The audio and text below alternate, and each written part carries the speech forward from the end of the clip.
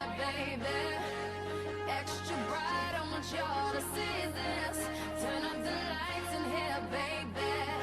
You know what I need, want you to see it.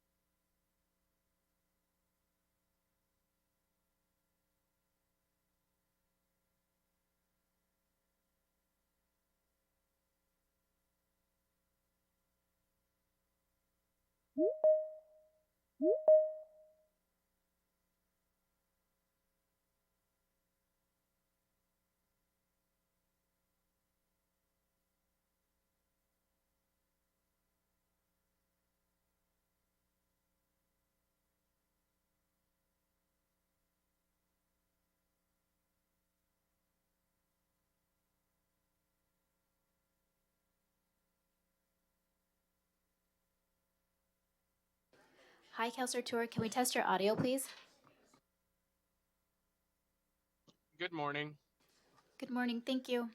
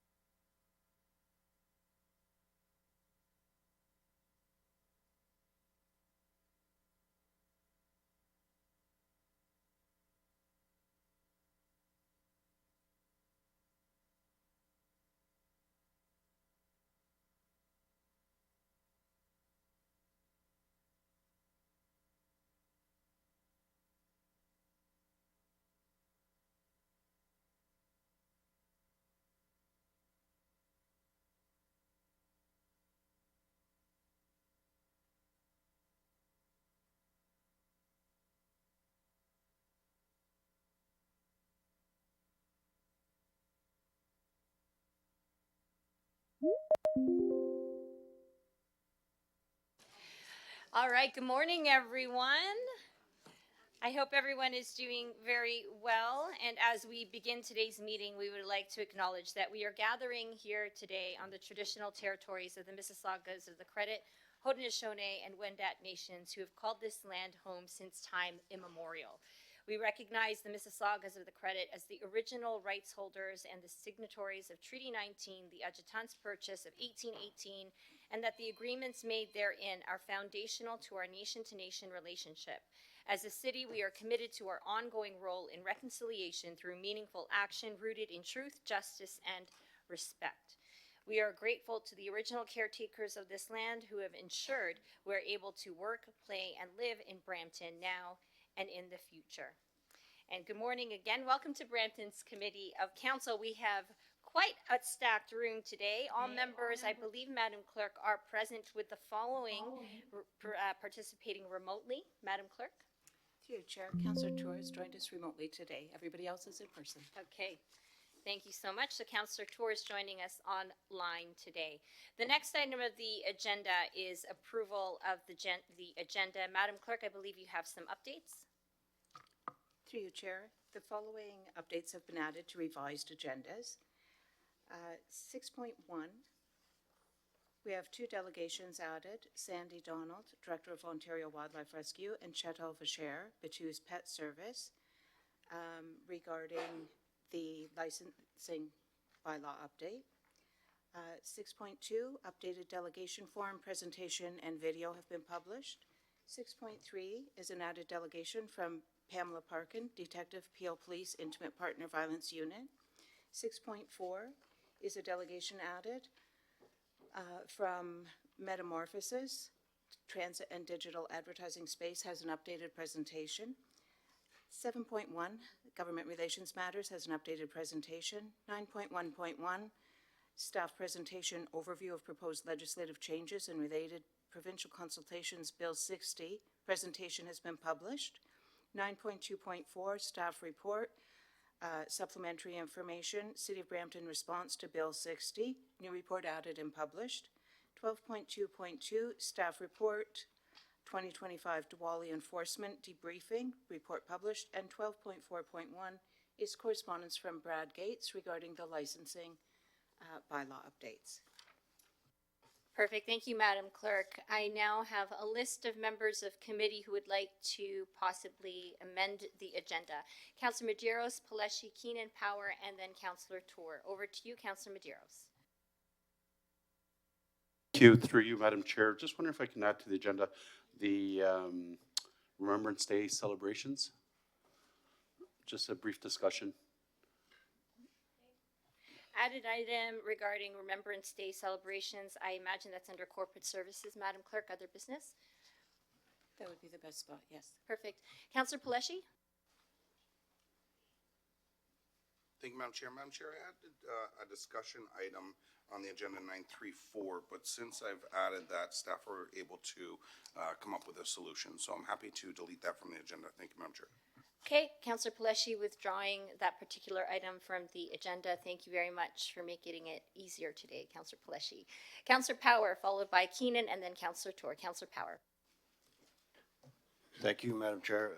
I'd like to add a discussion item for enclosed or in-camera for BAO. In-camera item added 15.1. And Councillor Power, I assume you spoke to the city solicitor to confirm that that was added? Negotiations or identifiable individual? Yeah, it would be under identifiable individual, yeah. Okay, Councillor Power. Next person is This keeps Councillor going on. Keenan. Councillor Keenan. Thank you, Madam Chair. Staff has asked me to add an in-camera item regarding the potential property disposal exception S-239-2C. Thank you, Councillor Keenan. That has been added as item 2 for in-camera discussion. Next is Councillor Tour. Councillor Tour. Through you, Madam Chair, I'd like to add 2 items to today's agenda. One would be a delegation from the Canadian Truck Operators Association, the CTOA, regarding current issues the industry is facing. And in regards to that, I would like to add a discussion item under the economic development section regarding the same.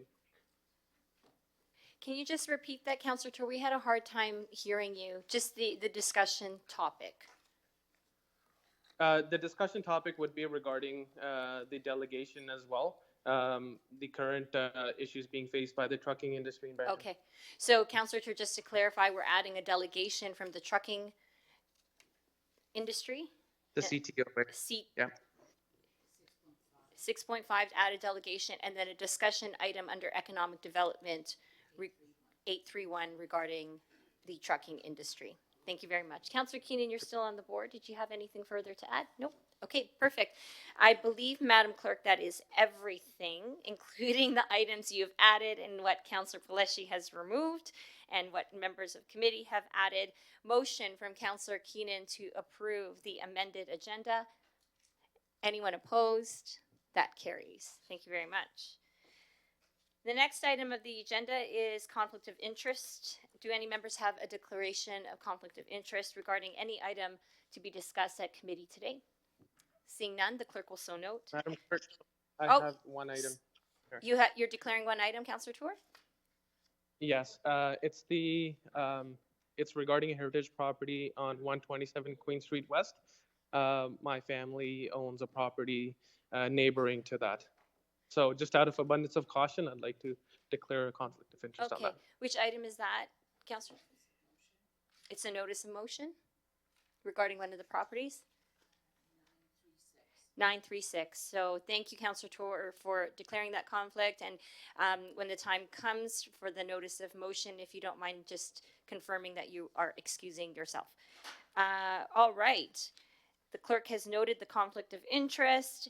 Next item is consent. Committee, as part of the consent motion process, I will read each agenda item that is subject to the consent motion, and any member may verbally identify the item to be held for debate during the meeting. Any item that is not held for debate will be considered part of the consent motion and voted on for approval. I'm going to start by reading all the agenda items. 7.1, staff update government relations. I would like to hold that. So hold for Santos. 9.1.1, staff presentation, Bill 60, Fighting Delays, Building Faster Act. Hold for the presentation. 9.2.1, staff report, overview, proposed legislative changes and related provincial consultations, Bill 60. In consent. 9.2.2, staff report, auditor appointment, request for proposal, number RFP 2025-265. Yeah.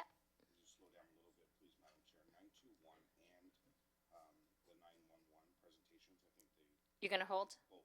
Okay. Okay, so items everything related to Bill 60 is going to be held by Councillor Paleshi. That's 9.1.1, 9.2.1, 9.2.4 is being held. Next one is 9.2.2 staff report auditor appointment request for proposal external audit services for a 3-year period. In consent, 9.2.3 staff report modernizing the City of Brampton's policies and practices. In consent, 9.3.1 minutes Brampton Women's Advisory Committee. Consent 9.3.2 minutes Brampton Community Safety Advisory Committee. In consent 9.3.5 notice of motion listed heritage property 8957 Heritage Road. In consent, and I believe Councillor Tour, the next one is your conflict of interest. Oh. We'll hold it and then vote on it separately later. 9.4.1 correspondence from Kuldeep Chahal regarding 9.3.5 listed heritage property 8957 Heritage Road. Consent. 9.4.2 correspondence from Steve Livera regarding 9.3.6 listed heritage property. I guess we're going to have to hold that for later as well, right? Yeah. 10.1.1 staff presentation expansion of leaf vacuum program. Hold. 10.2.1 staff report expansion of leaf vacuum program. I guess we're holding that as well. 10.2.2 staff report parking related concerns Monterey Avenue Ward 2. In consent, 10.2.3 staff report request to begin procurement various transit goods and services all wards. In consent, 11.2.1 staff report provincial regulations to restrict keeping of non-native wild animals. Held. 10.3? Yeah, okay. Councillor Keenan would like to hold 10.2.3. Staff report request to begin procurement, various transit goods and services, all wards. That is being held. 11.4.1 correspondence from Blaine Pabisma, Brampton resident regarding PAMA. In consent. 12.2.1 is possible delegations, and Council Tour has held that report. 12.2.2 staff report, 2025 Diwali enforcement debriefing report. Consent. 13.1 referred matters list published quarterly on the city website. In consent. The clerk will now summarize the items to be included on the consent motion for approval. Through you, Chair Santos, the following items are included on the consent motion. 9.2.2 staff report auditor appointment. 9.2.3 staff report modernizing city policies and practices. 9.3.1 minutes of the Brampton Women's Advisory Committee. 9.3.2 minutes Brampton Community Safety Advisory. 9.3.5 notice of motion listed heritage property 8957 Heritage Road. 9.4.1 correspondence related to the listed heritage property motion at 8957 Heritage Road. 10.2.2 staff report parking related concerns. 11.4.1 correspondence from Blaine Pabesma, Peel Art Gallery, Museum and Archives. And 12.2.2 staff report Diwali enforcement debriefing report. 13.1 referred matters list. And there's one other item of correspondence, 12.4.1 correspondence regarding the staff report. Do you want that held with the licensing bylaw? So it's held, it's not on there. Thank you, Madam Clerk. And I just got confirmation from Councillor Tour, just to confirm, do we have any delegations regarding the wildlife removal businesses and housekeeping amendments? To you, Chair, we have two delegations added for the wildlife removal business and housekeeping amendments. Okay. Sandy Donald, Director of Ontario Wildlife Rescue, and Chantal Fischer, Batu's Okay. Pet Service. So then we will be holding that staff report as well. Thank you very much. All right, motion moved by Deputy Mayor Singh to approve the consent agenda. Anyone opposed? That carries. I will now turn it over for Councillor Tour, since he has now arrived, to chair the rest of the agenda.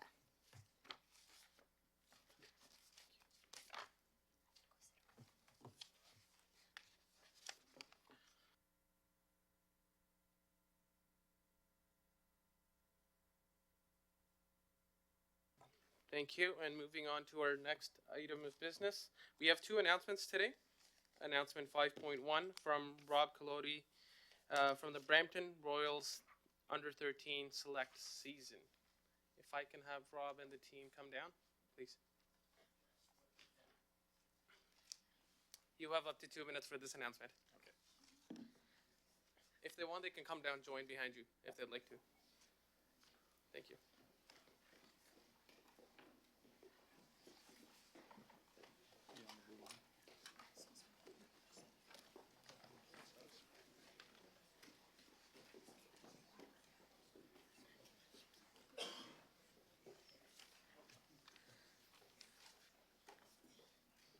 Okay, thank you.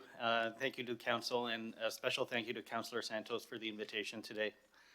And I know we are all missing baseball, and we would all agree that the Toronto Blue Jays are Canada's team.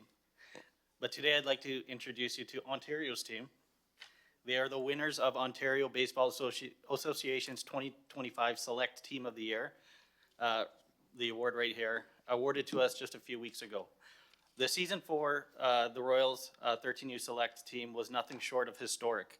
Finished with an outstanding record of 53 wins, 5 losses and 2 ties, 5 tournament championships, and a semifinalist in provincials. This remarkable journey showcased their commitment to growth and teamwork, cementing them as one of the top teams in the province. And we have a short video we'd like to play.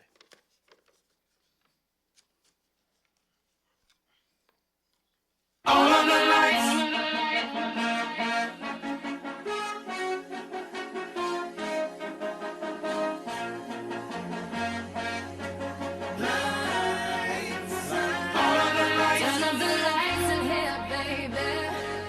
Extra bright, I want y'all to see this. Turn up the lights in here, baby. You know what I need, want you to see everything. Want you to see all of the lights. Fast cars, shooting stars. All of the lights, all of the lights. Until it's sing exactly where we are. All of the lights. If you want it, you can get it for the rest of your life. If you want it, you can get it for the rest of your life.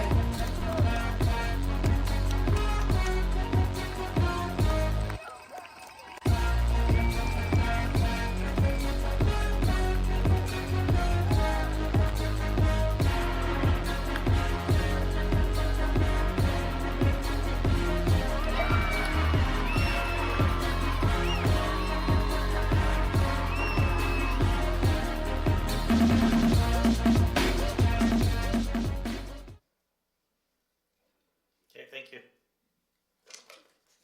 Excellent. That was an amazing video. And Councillor Santos, as the council sponsor, would you like to speak to this? Thank you through you, Mr. Chair. As I was saying on the 6th floor to all the players and all the parents and all the coaches, the volunteers who supported you, we are so proud of you. And on the heels of the inspiring season from the Toronto Blue Jays, making it to the World Series, watching all of you just reliving that experience from the video and seeing your faces full of joy, to your coach's point, these are memories that you will never forget.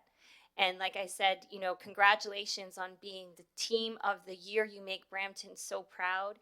You make all the other young people after you so proud, your parents proud. And most importantly, we really hope that you take all of your lessons learned from this season and carry that forward for the rest of your life. So congratulations, we are very proud, and we will take a group photo with all of the members of council after this announcement is done. Congratulations, round of applause to all of you.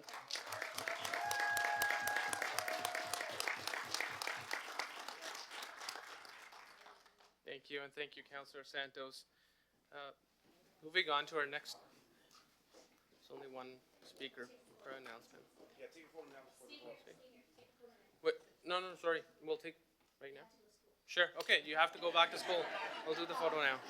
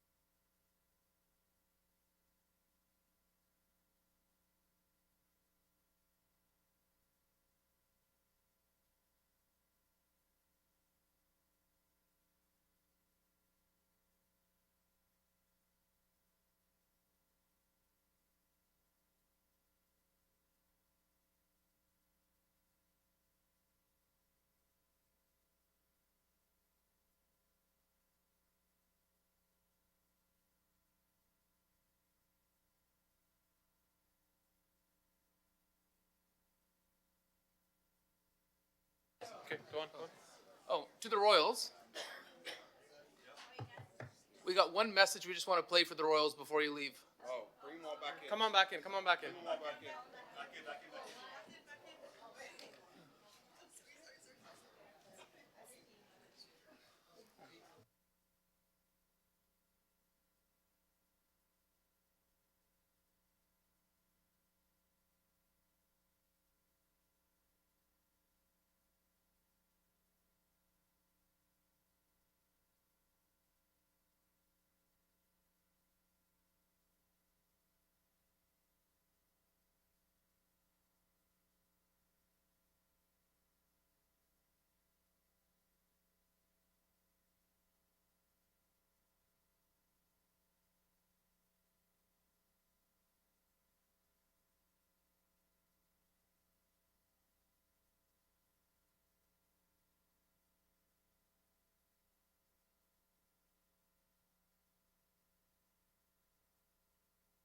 Have fun playing baseball, Brandon. God bless you. Have fun playing baseball, Brandon. God bless you. Have fun playing baseball, Brandon. God bless you.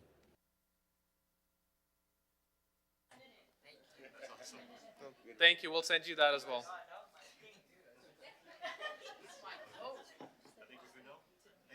Thank you, thank you, thank you.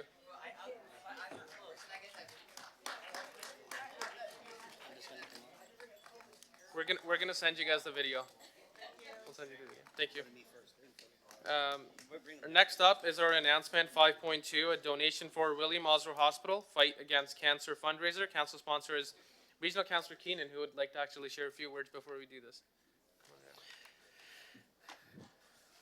Thank you, Mr. Chair. Are they coming down? Yeah. We'll have the announcement come down as well.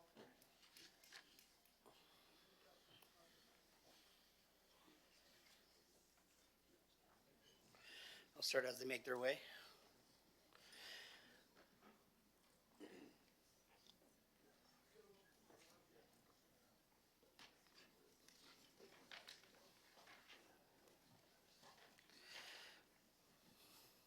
So first and foremost, I'd like to thank the Bonnie Bray Senior Club for another incredible donation in the support, the fight against cancer.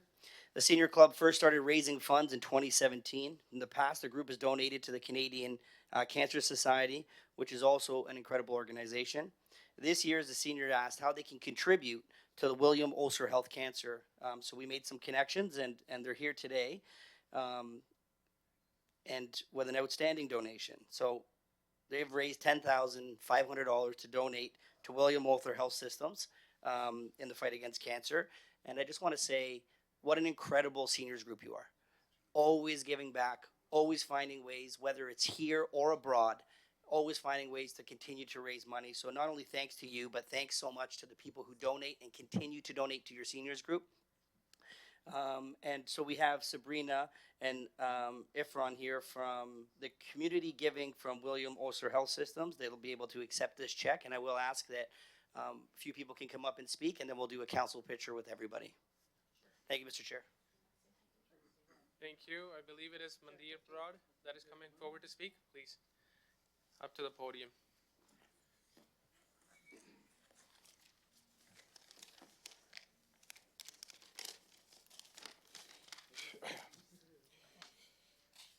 Thank you very much, sir. We, the Bonnie Brae Park Senior Club member, are very grateful to the council as a whole, and Mr. Dennis Knee as particular, who initiated this meeting or this announcement with the council. Okay. This arrangement for giving recognition to our club, we also extend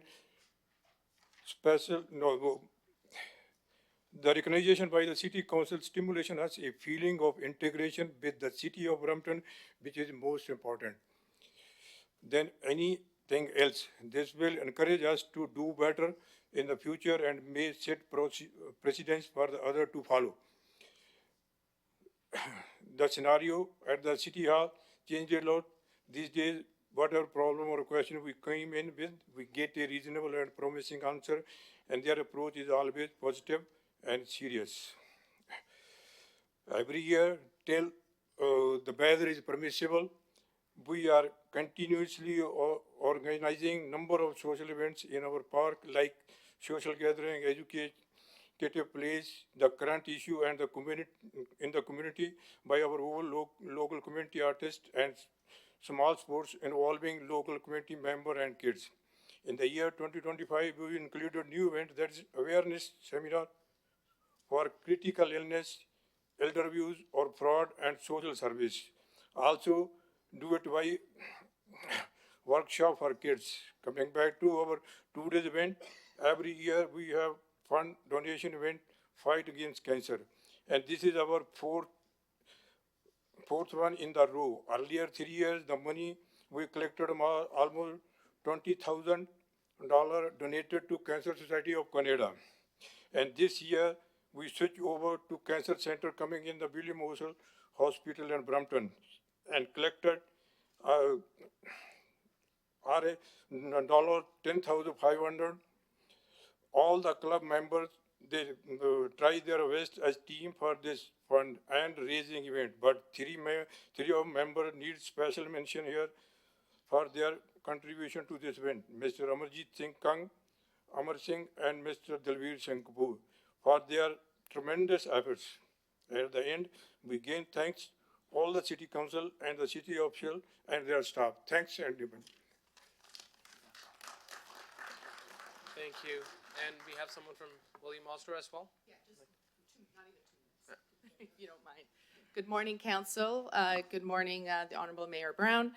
So my name is Sabrina. I'm joined here today by a couple of my colleagues from the Osler Foundation, Shalita and Irfan, and we're here to bring our sincerest thanks on behalf of the rest of the Osler Foundation team for this generous donation by the Bonnie Braes Seniors Club. We want to thank you as well, Councillor Keenan, for your work in bringing this donation forward. We're very fortunate at Osler that we have a strong group of dedicated community partners like Bonnie Braes that support our efforts to help our mission of providing quality healthcare close to home become a reality. So thank you very much for your donation again. Your donation today will help expand our cancer care services at Brampton Civic Hospital. Last year, our hospital saw almost 70,000 cancer visits, if you can believe it.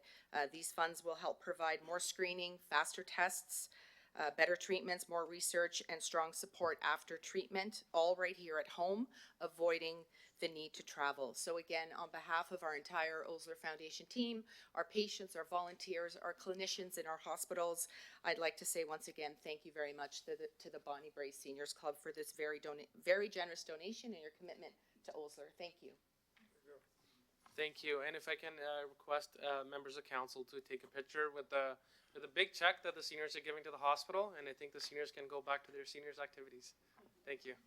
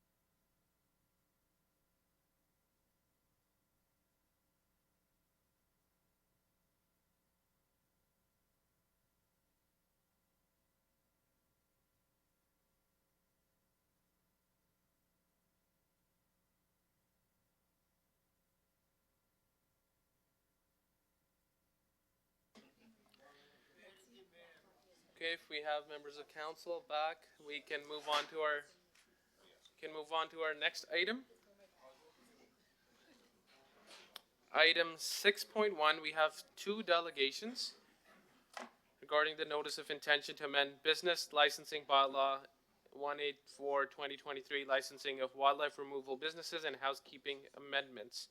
The first delegation is from Sandy Donald from Ontario Wildlife Rescue. Sandy, are you online?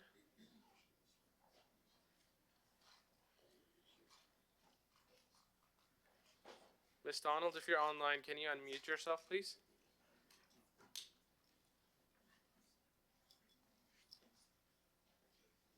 Okay, hopefully I'm unmuted. Sorry, Mr. Donald. Please, Okay. you have 5 minutes for this delegation. Go ahead. Yes. Okay, I'm with Ontario Wildlife Rescue. Ontario Wildlife Rescue works with over 50 wildlife rescue centers across Ontario. They take in injured or orphaned wild animals, rehabilitate them, and release them back in the wilds. They're all licensed by the Ministry of Natural Resources, but get no help from any level of government. Ontario Wildlife Rescue connects the public who have found injured or orphaned wild animals with the wildlife rescue centers across Ontario through the website, email, and call center. Currently, most wildlife removal companies are unlicensed in Ontario. Anyone can set up a wildlife removal company. It's a Wild West and is completely unregulated. They go in, capture the mother, and a few days later, the young are found because young have been left behind. Anywhere from 20 to 40% of orphaned wild animals, skunks, raccoons, rabbits, that sort of thing, end up in wildlife rescue centers because of this problem. The result is an unnecessary number of orphaned wild animals. In Brampton, the orphans usually are picked up by animal services, then taken to a wildlife rescue center. If animal services cannot find a wildlife rescue center to take the orphans to, they contact us. We have worked with Brampton Animal Services for the last 3 to 4 years.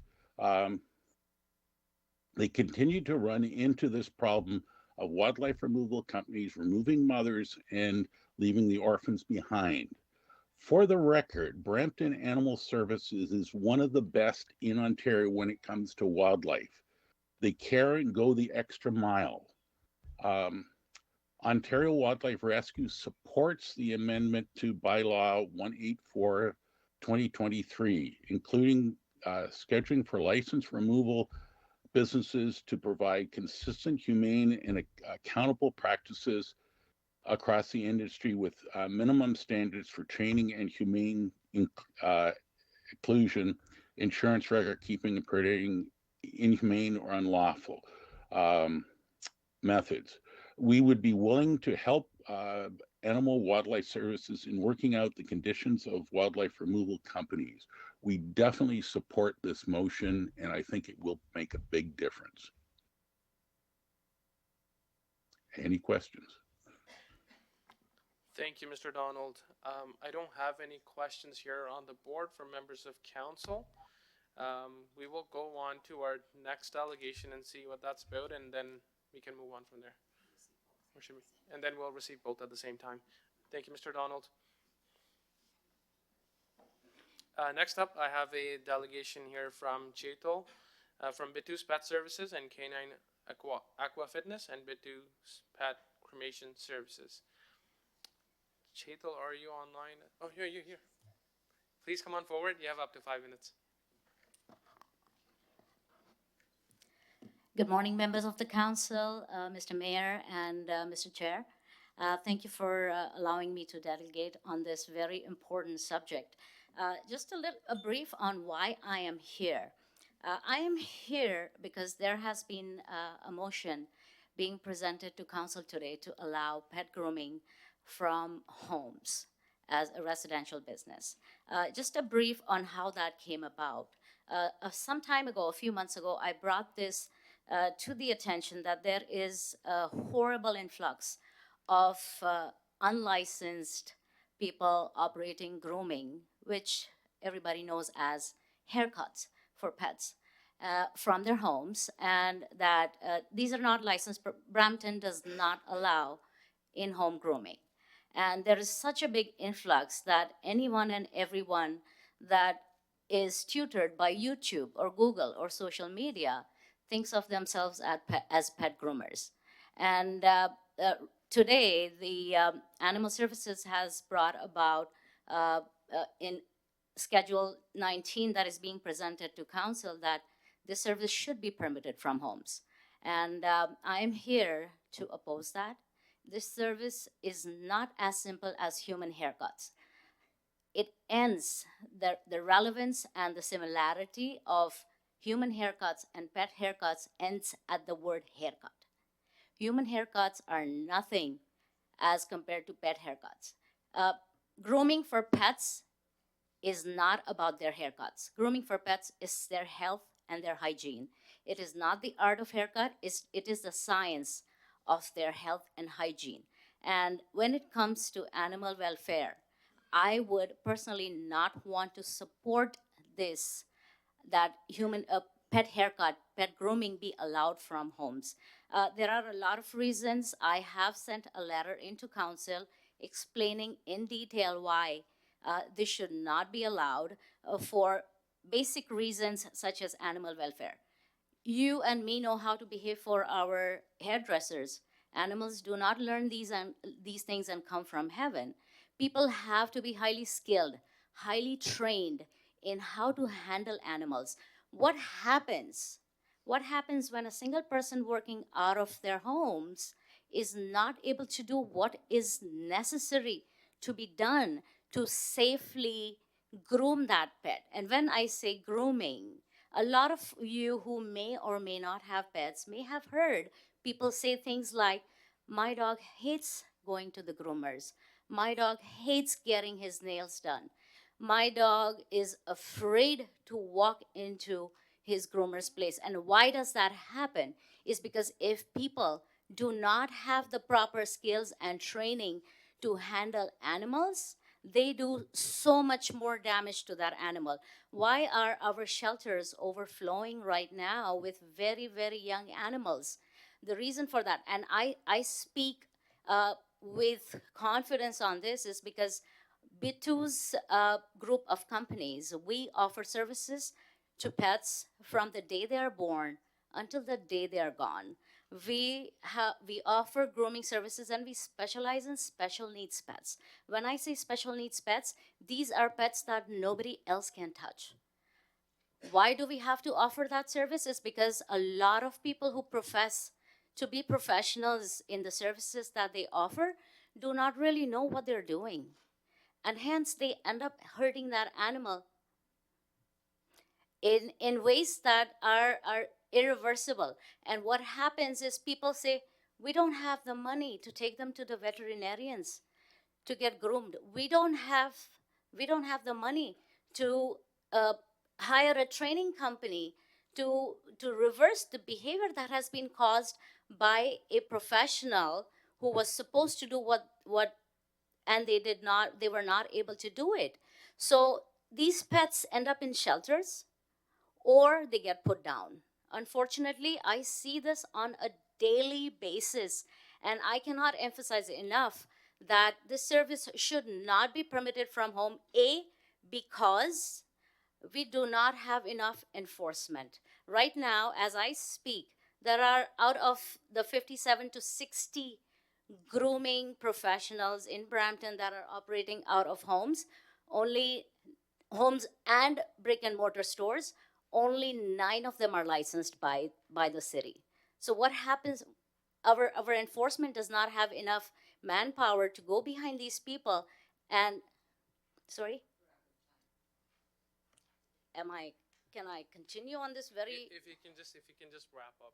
If you can just. Absolutely. So unless we can provide for enough for enforcement to go into people's homes and make sure that they are doing what they're supposed to be doing instead of grooming out of kitchen counters and kitchen sinks and their own bathtubs, then we do not have enough enforcement to be allowing this service to be conducted from homes.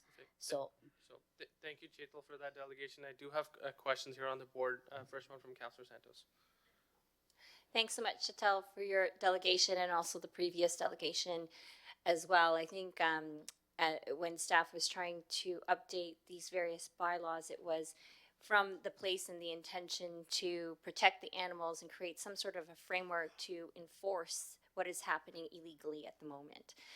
That being said, you've brought up some concerns, and the other delegation has brought up a couple of concerns in some brief consultation with folks around the table. I think I'd like to refer this back, the delegation and the report back to staff, so that we can talk through some of the concerns that are being addressed. And to your point, you know, it's the same thing with some of the other bylaws that we've implemented, is the enforcement side, how to deal with the situation on the enforcement side as well. So that is my referral. So to refer the two delegations as well as the corresponding report, and I'm very happy, along with some of my other colleagues, to speak with the team about how to improve these bylaws as well, based on the concerns. Thank you. Well, thank you, Councillor Santos. Seeing no further speakers to this, we have a motion moved by Councillor Santos to refer your delegation, the delegation before you, back to staff, along with the corresponding reports to be and the correspondence as well, so that all of these can be addressed before it can come back to council again. So thank you for your delegation. With that, all in favor? Any opposed? Seeing none, that motion carries. Thank you. Thank you, Councillor Santos.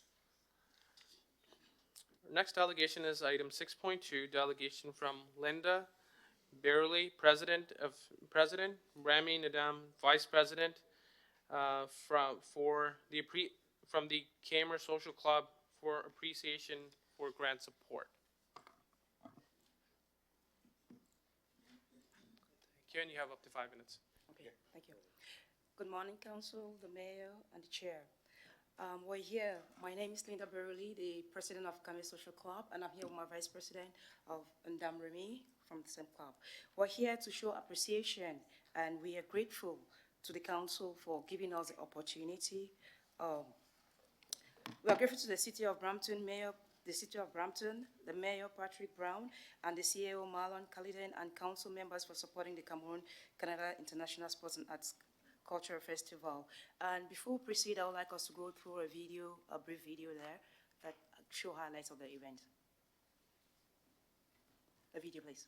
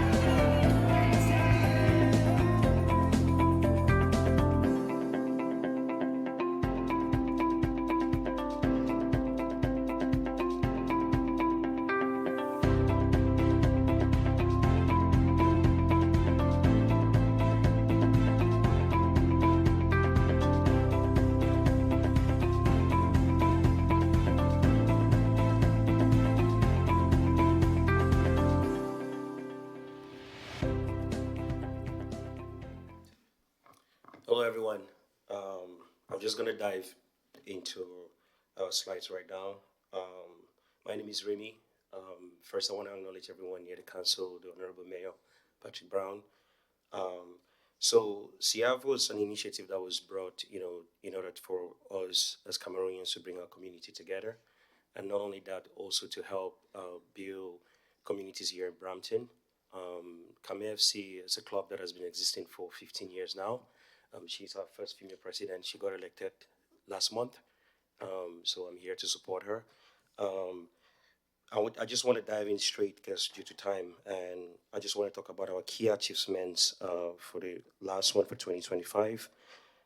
We brought together athletes, musicians, and cultural groups to celebrate Brampton's diversity and vibrancy, showcase the city's sports and cultural infrastructure, and position Brampton as a hub for multicultural events.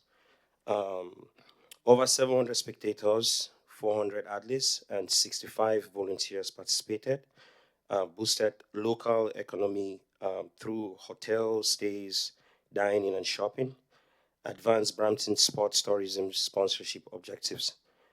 Youth volunteers gain leadership and event management experience.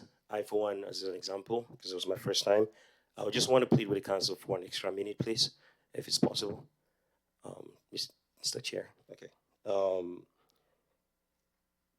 Approximately 120 rooms for Airbnb were booked, Airbnb and hotels, an estimated 135 rooms, averaging a night of 1.5. So these values and all these numbers that we projected were numbers that we put together because based on the survey that we presented and based on the evidence that we do have.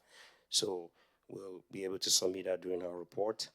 I just want to say that we also gain participation when it comes to youth empowerment in terms of how they were able to come together and build leadership skills, bringing the community together, and also it's a very young crowd and getting that experience.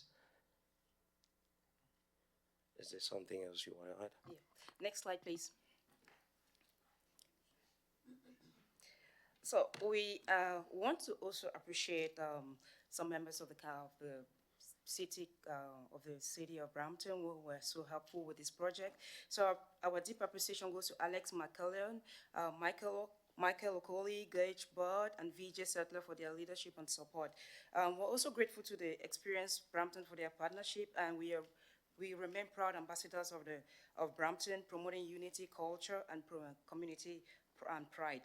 For future, we would like to see, or we'll be glad to see Brampton support and collaborate with us in the next edition where we plan to bring in about 24 countries to compete in the Brampton African Cup of Nations.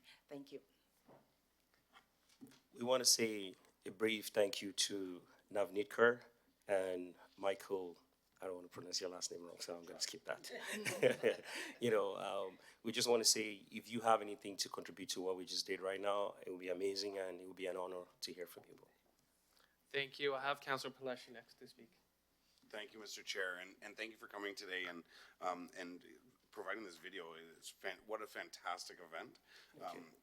I'm not a musician, but clearly I'm an athlete. So I look forward to this event next year and everything that it's going to offer, because it was a truly amazing time. Absolutely. So thank you so much for coming today. Thank you. Thank you, and thank you for that delegation. I have a motion moved by Councillor Palashi to receive this delegation. All in favor? Any opposed? Seeing none, that carries. Thank you once again to the delegates. Our next item is item 6.3, a delegation from Pamela Parkin, detective with Peel Police Intimate Partner Violence Unit, regarding domestic and intimate partner violence. Welcome, Detective Parkin. You have up to 5 minutes for this delegation. Good morning, and thank you, Mr. Chair, Mayor, and City Council. I'm here to raise awareness about intimate partner violence by asking Council to support a campaign called Barb's Benches and invest in Bench in Peel Region, or in the city of Brampton, to paint purple. Next slide, please. So Barb's Benches is a grassroots campaign that was started in 2015 in Nova Scotia. It was done by the children of Barb Bailey, who was tragically murdered at the hands of her intimate partner. The bench was painted purple, which is the color of awareness for domestic violence, and there's some pins I left for all of you earlier today, as November is Women Abuse Prevention Month. So This is why I think this is a very timely conversation, especially in light of the incident that occurred in Brampton last month, tragically, when another female lost her life at the hands of her partner. The Bench campaign is unique because it's not a singular 1 month recognition or a poster. It's a permanent fixture in the community. It's affixed with a placard that raises awareness of intimate partner violence resources in our community. Next slide, please. And I know that this council particularly is acutely aware of the statistics that impact the region, and you have been incredible partners with the work that we do in my unit specifically. As stated in my intro, I am a detective in the Intimate Partner Violence Unit, and I have had the opportunity to work alongside some of the most phenomenal investigators. These statistics are from 2024. 78% of our victims were female. We laid 553 strangulation charges, and of those individuals who are victims of strangulation have a 7 times increased risk of being killed by their partner. Females who are killed at the hands of their partner experience at least 1 previous strangulation occurrence. And as an officer who has responded to frontline calls for service, officers are also at an elevated risk of personal safety when we attend calls for service. And the accused or suspect that we're going to be dealing with has an intimate partner strangulation occurrence documented. So our primary offenses that charges we lay: assault, uttering threats, assault with a weapon, choking, strangulation, and mischief under. And it does remain our number 1 call for service. Next slide, please. Which is why we still have more work to do. And that's why I think that this campaign is a great opportunity to break the stigma and bring the community out to recognize that this is an ongoing issue. It breaks the silence and let victims know, when they're out for their walks, whether they're with their partner or their boyfriend, girlfriend, and their teenagers, or maybe it's children of parents who they witness domestic violence in the home, they know that they're not alone. These benches affixed with placards can have access in multiple languages so that our diverse community can all understand that, or we can at least work to break down any barriers to reporting so that everyone can understand what's available in our region and the investments that you're making as council. It supports the healing of survivors, people and families who've been affected by domestic violence. I know one family personally with a bench dedication in another region who take the time to go for a walk in that park to remember their loved one who was tragically lost at the hands of her partner in our region. In addition to that, having these benches with awareness, it's also there for people who offend. When they're out in the community, to see these benches and understand that this isn't a private matter, that people are paying attention and the community is paying attention. Next slide, please. So other communities have brought this campaign forward in their parks. The investment can be whatever you want. I would be asking for a bench to be placed anywhere within the city. Whether you invest in a new bench or you choose to repurpose an existing bench, I'd be more than happy to collaborate and work with the partners in the Safe Center of Peel to spread awareness about this campaign and coordinate an impactful launch and invite community members, survivors, and leaders such as yourselves. Next slide, please. I'm wrapping up. Got 10 seconds. So I just want to thank council. As a result of your investment and support, Peel is the model of how we support victims in our region. And I really hope that we can collaborate to bring a bench to our region. Thank you. Thank you, Detective Parkin, for that delegation. I have a number of speakers on the board. First up, Councillor Keenan. Thank you, Mr. Chair, and thank you, Pam, for coming in and delegating today. Great presentation. First and foremost, for just you as an individual, thank you for your leadership in the community and with Peel Regional Police. I have known you for over 20 years, so I know very closely the things that you're involved in. If it's helping me with Big Brothers Big Sisters and doing that campaign together, always looking for ways to give back to the community. But more importantly, for what the reasons that you're here today and the IPV and the unit you work in. I had the privilege to be able to tour that unit and to put it easily, I would say you're all angels with a badge. I couldn't imagine going every day to see what you and your colleagues see. And then on top of that, you're out advocating to how do you educate and make sure that there's always a light shining on this massive problem. So kudos to you for that. And, you know, this council, as you're probably aware, supported a very hefty budget, which included expanding the IPV into Mississauga. We have two incredible advocates here in Councillor Santos and Councillor Barrar, who, you know, have been passing motions for as long as I've been on here to shed light on this issue. It's one that we all take very seriously. And at the appropriate time, I would like to refer this delegation to staff. I do see other speakers, so at the appropriate time, I'd like to send this over to staff. And what I think is important, I think, you know, for myself and probably Councillor, I want to put it in somewhere that actually has a lot of traffic, but I don't think that's just maybe ward specific, so maybe staff may look to all councillors to get a park location to do this across the city, maybe one per ward. And that would be my recommendation. But again, Pam, thank you for everything you do for the community. Thank you for running towards danger as we all run away, as the mayor would say. Thank you to your colleagues for continuing to do work that a lot of people couldn't stomach. So thank you for that. Thank you, Mr. Chair. Thank you, Councillor Keenan. Councillor Santos. Thank you so much, Detective Parkin, and also Councillor Keenan for bringing this forward. When Councillor Keenan pitched this idea to me, I said, absolutely, this is a fantastic idea, 100%. And let's look at, you know, how our ability in community services, because we buy benches anyway, we might as well just make them purple. So I fully support it when the referral comes forward. What I do want to say, what I like about this is the point that you made. I'll be speaking on Thursday at Regional Council about the 6th annual Break the Silence campaign that at the region that started 6 years ago to raise awareness for the month during the 16 days of activism to end violence against women. And to your point, that's just a month. The calls to Peel Police are every single day. A woman is strangled more than once every single day. And most recently, Councillor Barr and myself, the Mayor Council, we talked about the issue, the recent murder of Savannah in Brampton.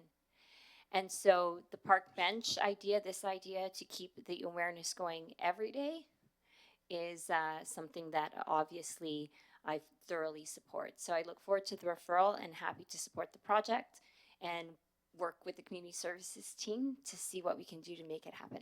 Thank you. Thank you, Councillor Santos. Councillor Broad. Thank you, through you, Mr. Chair, and thank you, Councillor Keenan, for bringing this forward.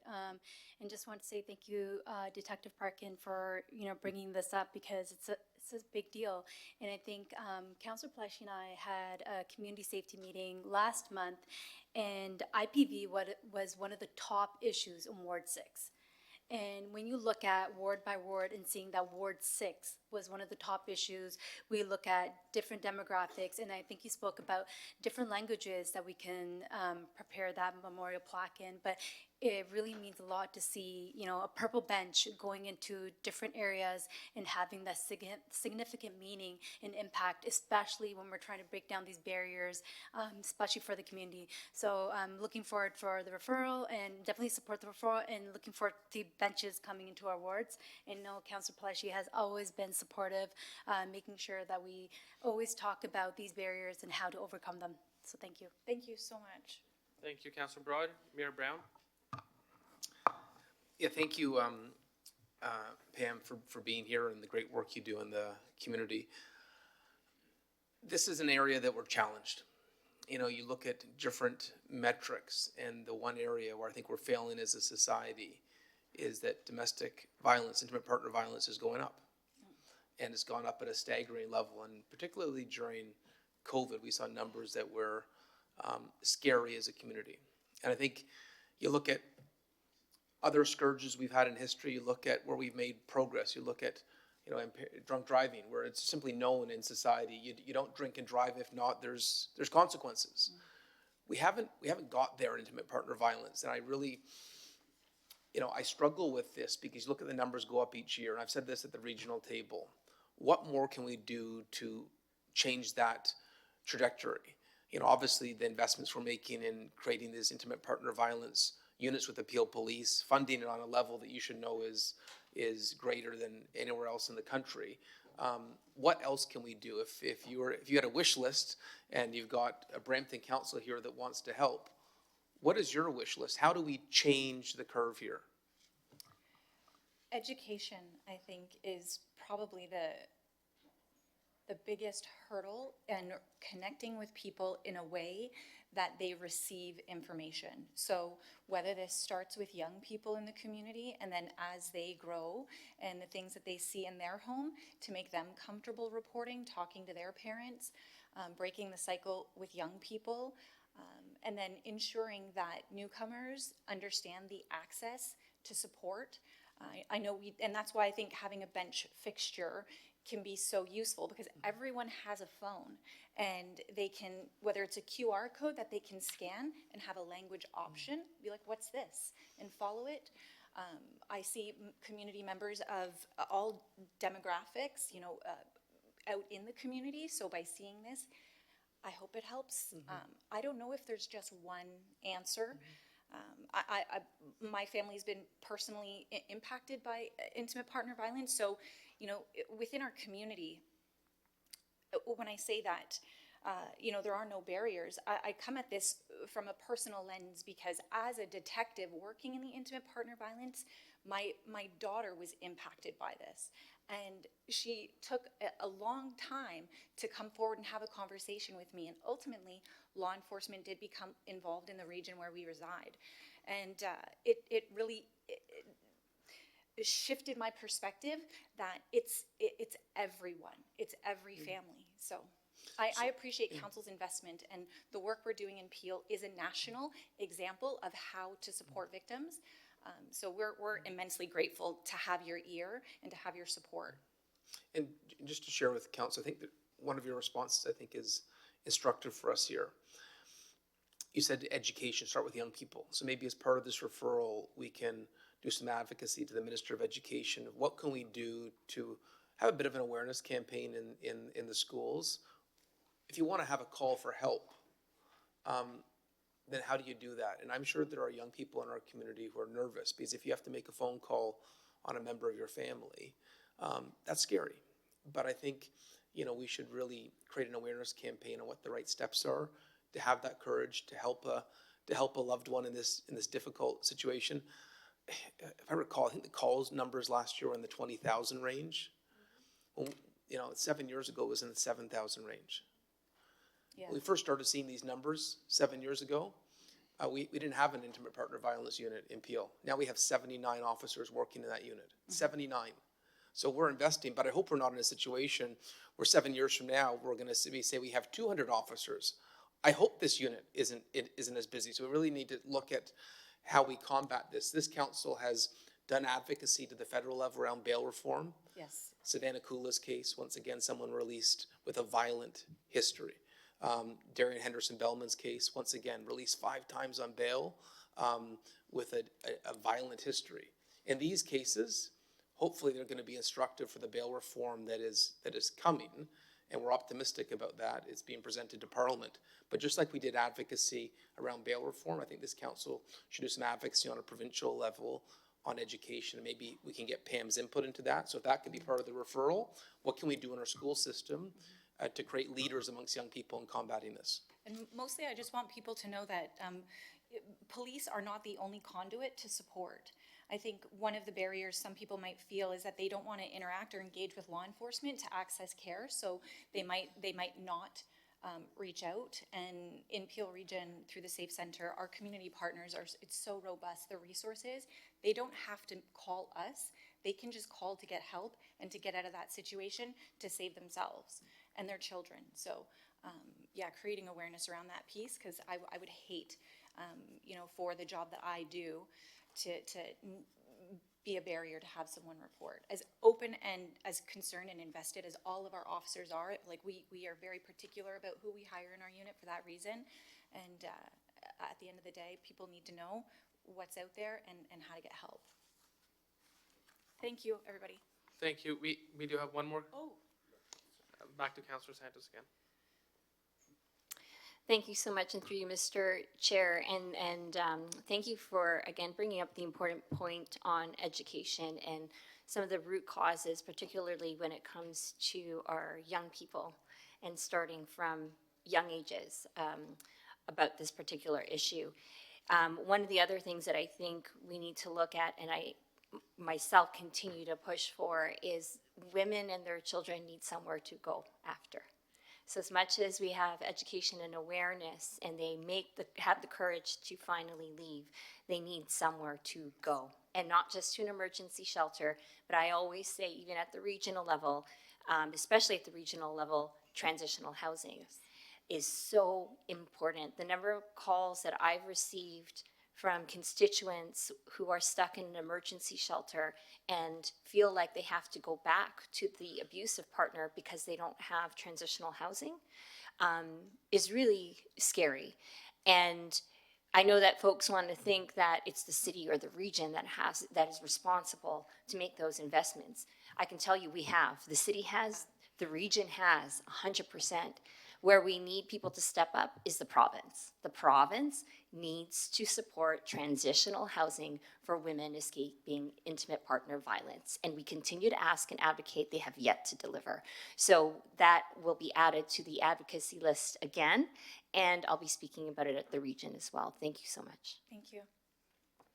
Thank you. And Councillor Palashi, something to add? Thank you very much, Mr. Chair. Thanks, Pam, for coming. Pam, you're an amazing human being. I just have to start off by saying that. You know, everything that you've seen, I couldn't imagine what you've also done and helping me on a personal level, and I really appreciate you for that. I can't add too much to what's being said. Councillor Santos, Councillor Brar, they're relentless in their advocacy for in support and the education at the regional level. And you know, I'll always be there to support them, but maybe this is an opportunity where we can, with this report, you know, sending it back to staff, maybe creating a working group along with the councillors and yourself, of course, maybe comms from us, comms from PRP as well, something that we can start putting something together and just education, getting the proper education pieces out there.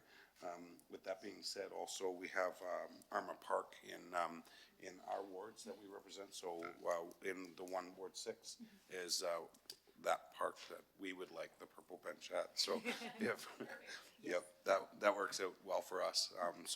But I think the conversation needs to continue and fully support Councillor Keenan's referral back to staff so we can have those conversations. Thank you, Mr. Chair. Thanks, Pam.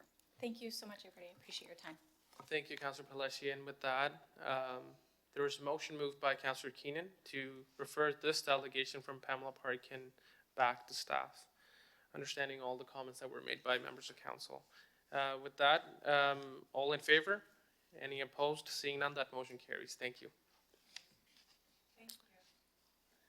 Next up, our delegation is item 6.4, a delegation from representatives of Metamorphosis regarding transit and digital advertising space. Angela and the team, please come down.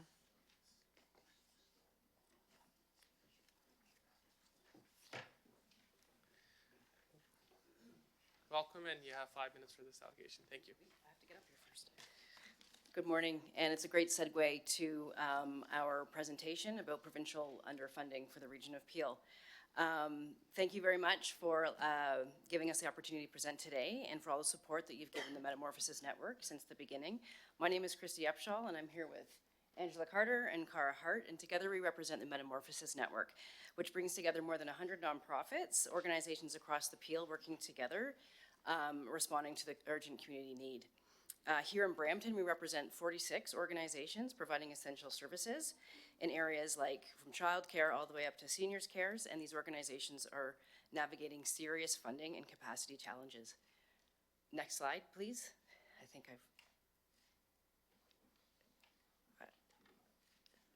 keep talking. Okay, as you might recall, last year we released a report showing that Peel receives $868 million less each year in provincial funding for community services compared to Toronto, York, and Hamilton. Next slide, please. This gap affects every corner of our region. Our Metamorphosis Network has been doing a lot of outreach over the year in media stories across television and online to help raise awareness in this inequity. Next slide, please. During the 2025 provincial election, we launched the Cut in Half campaign to shine a light on this funding gap. We used bus and shelter ads and digital screens and social media to encourage residents to ask their provincial candidates to address the funding gap and to commit to better funding for Peel's community services. The digital campaign was a success. We reached over 400,000 people across Peel and helped bring more attention to the region's funding gap. Next slide, please. Since the election, we've continued to engage with Peel MPPs to make sure community voices remain part of the provincial decision-making. That's going well. Those relationships are growing, but to truly close the funding gap, we need to deepen our advocacy and ensure Peel gets the support it needs. I'm now heading over to Angela Carter, who will be talking about our election coming in the new year. Thank you, Christy. And our newest campaign is What Matters to You. It's taking a different approach. It is about listening to residents and hearing what they say are support and investment they need in their communities. So go to the next couple of slides, actually. So we have 3 components in this new campaign. During November and December, residents will share their priorities through online surveys and report findings with key stakeholders to further develop strategies for improving funding. What you're seeing there is the new campaign and what we will be having in the city of Brampton and what we are asking you to help us with today. In January, we will release the new research report that examines funding gaps in specific community programs. We will then present the findings to Peel Regional Council as well as to the municipal councils. And then between January and March, we will bring that combined data into the provincial pre-budget consultations and continue engaging policymakers to drive policy change in the 2026-2027 budget. That is what we are aiming to do. So we are engaging the residents through online surveys. So we're asking them to tell us what it is that they need that can help us to make that ask to the province. So residents are able to share where they believe more provincial investment is needed and which services matter most to their families. The responses will underscore investment priorities we can share with MPPs. You can go further down. So our digital outreach includes multiple social media ads and postcards like this one here. They are simple ways for residents to take part and help us capture a more complete picture of community priorities across Peel in a very fun way. So now we would ask Cara to come and take you through what the new research looks like. As Angela mentioned earlier, we'll be releasing a new report that expands on our findings from 2024. The report assesses long-term care, child care, affordable housing, and mental health services, showing where Peel continues to receive less provincial funding than comparable municipalities. The survey results and research findings will create an evidence-based case that shows how community priorities. Okay, is it possible to have one more minute? Please. Yes. Okay. Thank you. That shows how community priorities align with areas that continue to be underfunded. For the next phase of the campaign, next slide, sorry. For the next phase of the campaign, we're requesting the City of Brampton support through an allocation of $250,000 or $250,000 in advertising space using buses, bus shelters, and digital signs in public spaces and on highway overpasses. This would be using cash and in-kind assets for the What Matters to You campaign beginning on January 5th, 2026. This was reviewed by members of representatives from Brampton, Caledon, Mississauga, and the region of Peel. And there were consultations with those who manage Zoom ads as well, and there has been space identified that would allow the campaign to run for 4 to 5 weeks, beginning on January 5th. As a part of the proposal, the ads would appear in locations that I indicated, so buses, digital screens in community centers, and overpass banners. Thank you for your time and your ongoing support of strengthening the services for the communities across Brampton.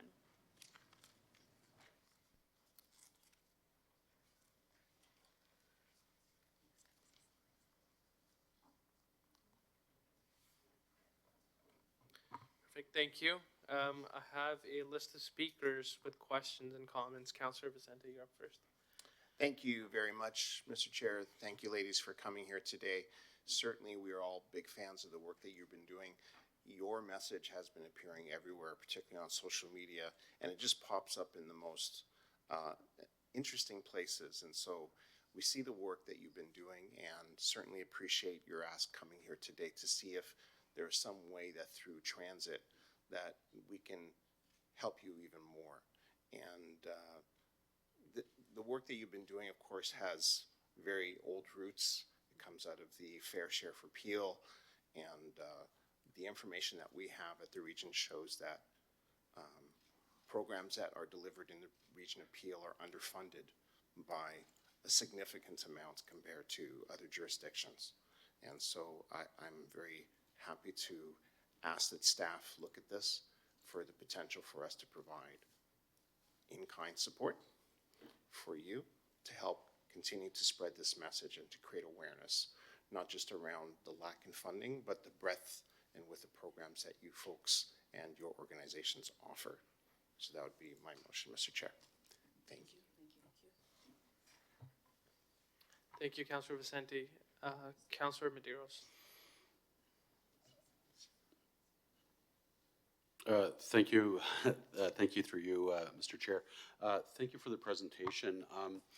I am, regarding the specific request, fully supportive, and we'll see what staff comes back with in terms of recommendations. I'm also more than happy. I'm not sure if this is a table, should be at the region, to offer my regional newsletter if you guys would like to put something in there as well. And I would like to go further because this is one of the issues, and obviously I'm suspect as I ran for a party, but I really want this to be nonpartisan from the perspective of a lot of the services you're talking about really contribute to our health and well-being here in our community. And it is so critical when you think about the lack of support we get in our region. And I'm not trying to sort of blame one government or another. It's an opportunity for us to sort of address it collectively, work together. I do know there was commitments at the time, and that's for another sphere. It's disappointing that we're still in this nature, still here at this junction, and we're dealing with this gap. What I would like to do as well is propose a town hall meeting. Councillor Keenan and myself, if he's in agreement, but I'm more than happy to have a town hall in my area, which really can promote how important this initiative is. And I think people don't appreciate, because there's so many organizations involved, we're talking about so many different subject lines, but I just think it's so critical. It's one of the top issues, just as important as we talk about the hospital and healthcare. All this work that the nonprofits are doing and the community organizations, I can't underestimate how important. So not to take much time, I'm fully supportive of what staff come back with. I'd like to put that offer about the regional newsletter. Feel free to, and if others want to do it, it's up to them. And I would like to see some form of more activism on this on the ground, because I think people don't understand it. So I'd love to work with, hopefully Councillor Keenan's in agreement. We can work together and get my residents on board. But thank you for all your work and look forward to the discussion at the region. Thank you. Thank you, Councillor Medeiros. We will definitely take you up on that. And any other council, any other words, let us know. We are really here to help. Thank you. Thank you, Councillor Medeiros. Mayor Brown. Thank you, Councillor Tour, and thank you for the presentation. I had a chance to meet in my office with this great group, and I think the caliber of the individuals you have involved on this advocacy is impressive. I believe Councillor Brar will have a motion to offer support, but I just say, I think we're struggling to have success on this file for two reasons. One, and I sort of give this to you as a challenge of how we confront it. And we've brought this up in our meetings with the province, and they fundamentally disagree on the numbers. And so it's difficult to have a conversation when there are two different versions of the same facts. You sort of want to deal with the same facts. And to the point that when I met with the finance minister on this, he said, your numbers are wrong. So let's park this conversation till we can have the right numbers. And so I think we need to circle this back and maybe use our MPPs to help us get to a place. What numbers are you comfortable with us using? I think there is a real merit to our fair share arguments because of growth and Peel. On almost every front, we don't get the funding that we merit. Literally, from the federal and provincial governments on every file based on what has been growth in the last 20 years that is unrivaled in the country. And so the fair share arguments you were making last year, I thought were helpful. I think the other thing we're challenged on is there's simply there's not understanding of what metamorphosis is. So I do engagement, obviously, as we build our city budget, and it's just not something that comes up. And so I think if you went down the street and asked 100 residents, what is this? We'd be lucky if one was able to answer that question correctly. And so I know this is more of a consultation. I just think we need to do more. And I'm not sure a consultation is going to achieve the goal of moving the provincial government on this. Maybe it'll help create some awareness with the provincial government. When we wanted our second hospital, we declared an emergency. We were all over the news on wanting that fair share. And so sometimes the squeaky wheel gets attention. I just feel we're not getting attention on this. We're not on the radar. And so, yes, I think this is at right intentioned, and we're happy to support this ask. But I just feel we're not breaking through, and we're going to need to be. We need a different approach. Thank you for so much for that, Mayor Brown. And yes, you're right in some cases, but taking out what Councillor Madeira said, along with the campaign, going into the wards, having town hall meetings like this, we are doing that. One of the things that the MPPs came back with, that big number was frightening. So yes, they said, we don't know that number. Yet they couldn't tell us the number. So what they've asked us to do is to break it down. That's what we've done. And this new campaign, this new research that we've done is breaking it down into sections, into sectors. So you're going to have long-term care. You're going to have what is happening with childcare. You're going to have what is happening in certain areas. And we're showing the numbers for those specific sectors that are closer to home. You want to add to that, Karen? Sure. And the information actually comes from Freedom of Information requests as well as ministerial reports. And then other province-wide organizations are providing the data, so it will be difficult to argue. So just for the sake of putting it on the record, can you put that on the record now, each bucket that we're short? I say so those watching at home can understand what we're short in each bucket? The report's going to be released early in the new year, in which case at that time it can go on record. It's Okay. going through, the data is being reviewed right now. Okay. The numbers we We're being put out. rigorous with it because we don't want them come back saying that it's not right. So we're being rigorous with our data. Okay, but the numbers we put out last year? No, we are breaking it down into sectors right now, as opposed to 868 million overall. We're saying in long-term care, here's the shortfall. In childcare, here's a shortfall. Over here in, talk about the IPV and stuff. In these areas, this is a shortfall. So they can see it by within the city. And so what's the plan to get that out there? It's coming, we're releasing it January? It's in January 5th, yes. We're going to be releasing it. In January, Regional Council. Yes. Okay. And there'll be like a whole social media campaign behind that? And this is the lead up to it, because this is helping, this campaign we're doing here with the community is helping as well to reinforce some of what we're hearing, yes. It will go directly to MPPs as well. Okay, perfect. Yeah, I think even more important than MPPs is the public. And so if that can be in graphic form and like I think, and if you're doing a consultation, make the consultation based on those graphics. Thank you. Thank you, Mayor Brown. I know Acting Commissioner Tamming wanted to add to this as well. Yeah, through the chair, just to update that strategic communications, Natalie's worked closely with the group to put together a motion that would be similar to what Mississauga's done and the various partners, and so a number of in-kind supports, both on transit and various city assets, that would at around the $250,000 mark, as well as just council approving the 10K for the production of the transit ads. But this would be a consistent approach with our partners, and with council's approval of this, then we don't need to kind of come back with a report if council approves this motion. Thank you. Thank you, and Councillor Santos, you're up next. Thank you through you, Mr. Chair, and I agree with everything that Mayor Brown has shared and happy to support the motion when it does come forward. What I will say is a big thank you to you for continuing the grind on communicating to the public and to the MPPs on the shortfall of funding. You know, a lot of folks, there's a misunderstanding out there that folks believe that the city and the region are responsible for everything. And what is so interesting is even sometimes the province thinks that we're responsible for everything, and then they take things away that, in fact, we are responsible for. Nonetheless, they download a lot of the stuff for municipalities to deal with such a limited revenue source, and they fail to give us the resources and the funding to properly address it. And I think that's what Metamorphosis is trying to do. What I will say, though, to the mayor's point, when that new information comes out and the ads roll out on city assets, the target audience is the public. The public does not know yet who Metamorphosis is. It's very difficult to explain.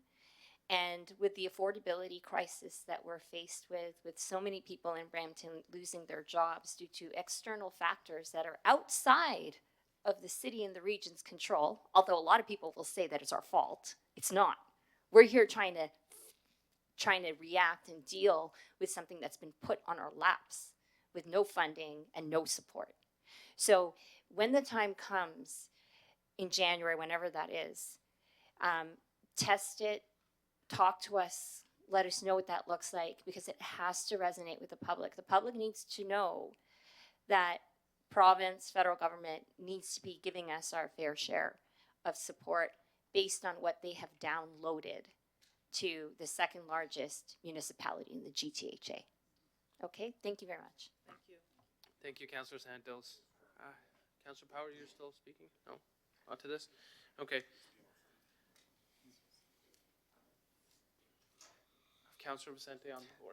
Thank you very much, Mr. Chair. So appreciate the motion on the screen, but we in any case need to follow procedural rules here, and so would move to refer this to staff for consideration and a report back. Thank you. Perfect. Thank you, Councillor Vicente. I agree with that as well.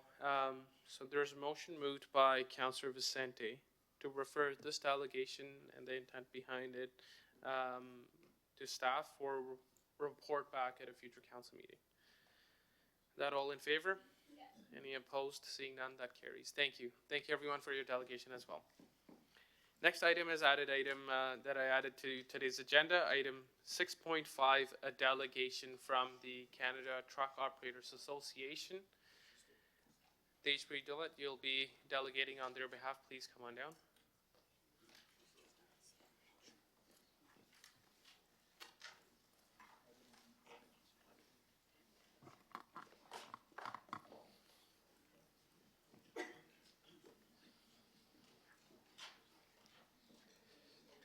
Thank you. You have up to 5 minutes for this delegation. Thank you so much. Good morning, His Worship Mayor Patrick Brown, Chair, and councillors and the staff.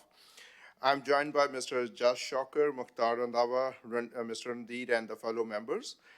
Thank you for the opportunity to speak on behalf of the Canada Truck Operators Association and the thousands of drivers, owner-operators, small businesses, and fleet owners who proudly call Brampton and the Greater Toronto Area is their home. Brampton is not just a city, it is the engine of Canada's supply chain. Every single day, trucks leaving Brampton moves billions of dollars in goods across Ontario and every province and into the United States. From groceries and medical supplies to building material and electronics, much of it starts right here. That is why what is happening in the trucking industry today affects not just Brampton, but the entire country. Right now, our industry is facing serious challenges. The global economy is slowing, US tariffs are adding new pressures, and the cost of living is at all-time high. In the middle of all these, truck drivers, especially the long-haul drivers, continue to do some of the toughest work in Canada. They spend weeks away from their families, sleep in their trucks, face harsh weathers, and the long working hours, all to keep shelves stocked and businesses running. And yet, in recent months, instead of being supported, these same drivers are being unfairly targeted and labeled. There is a growing narrative pushed by a few through media campaigns that points all independent or incorporated drivers as illegal, cheaters, or tax evaders. That is simply not true, and it is deeply damaging. As the Deputy Commissioner of the Canada Revenue Agency said just last week in Transport Committee meeting in Ottawa, if you are a trucker incorporated, it is not illegal. You just need to aware to pay your taxes, and you cannot make some of the deductions which you are doing. So this shows the issue is about compliance and education, not criminality. But by mixing up three separate areas, safety, which is provincial, immigration, which is the IRCC, and tax compliance, which is the CRA, the conversation has turned confusing and misleading. We are all against the bad actors and support government at every level. But this misinformation is spreading fear among drivers and small companies. Many of them are based in Brampton and Ontario, who now worry that they will be unfairly targeted even if they speak up. Several of the company's drivers reached to our organization but are hesitant to voice their concerns publicly.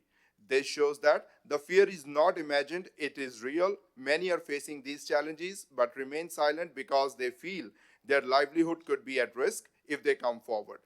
Drivers and small businesses say they are unfairly getting blamed, while no one from the government has come to the ground to actually listen to their stories. There are people who worked through COVID called heroes. These are the same people who worked through COVID and called heroes when most of us were at homes, and now they feel disrespected and even unwanted. This kind of misleading campaign does not just hurt individuals, it risks damaging morale across the industry. When drivers feel attacked or hopeless, they leave the profession. That means fewer long-haul drivers, lower deliveries, and eventually higher costs for every family. If the industry weakens, our supply chain at the risk, and so as the economy of the Brampton and the entire GTA. Every household in the city is directly or indirectly connected to trucking, whether through a family member, a neighbor, or a small business that rely on supplies. We cannot afford policies that ignore their realities. Thank you. That is why we are requesting the City of Brampton to take leadership to recognize the economic and social importance of trucking, to call on both provincial and federal governments to separate these issues properly, and to encourage respectful language when referring to drivers and small operators. Let us work together to keep Brampton and Ontario economy strong, to keep families working, and to keep Canada moving, not by dividing people, but by listening to them. These drivers are not illegal drivers or cheaters. They are entrepreneurs, parents, and community builders. They represent the best of what Brampton and Canada stands for: hard work, resilience, and the courage to build a better life. Thank you for standing with them today. Thank you, Tejpreet, for that delegation. I have Deputy Mayor Singh on the board.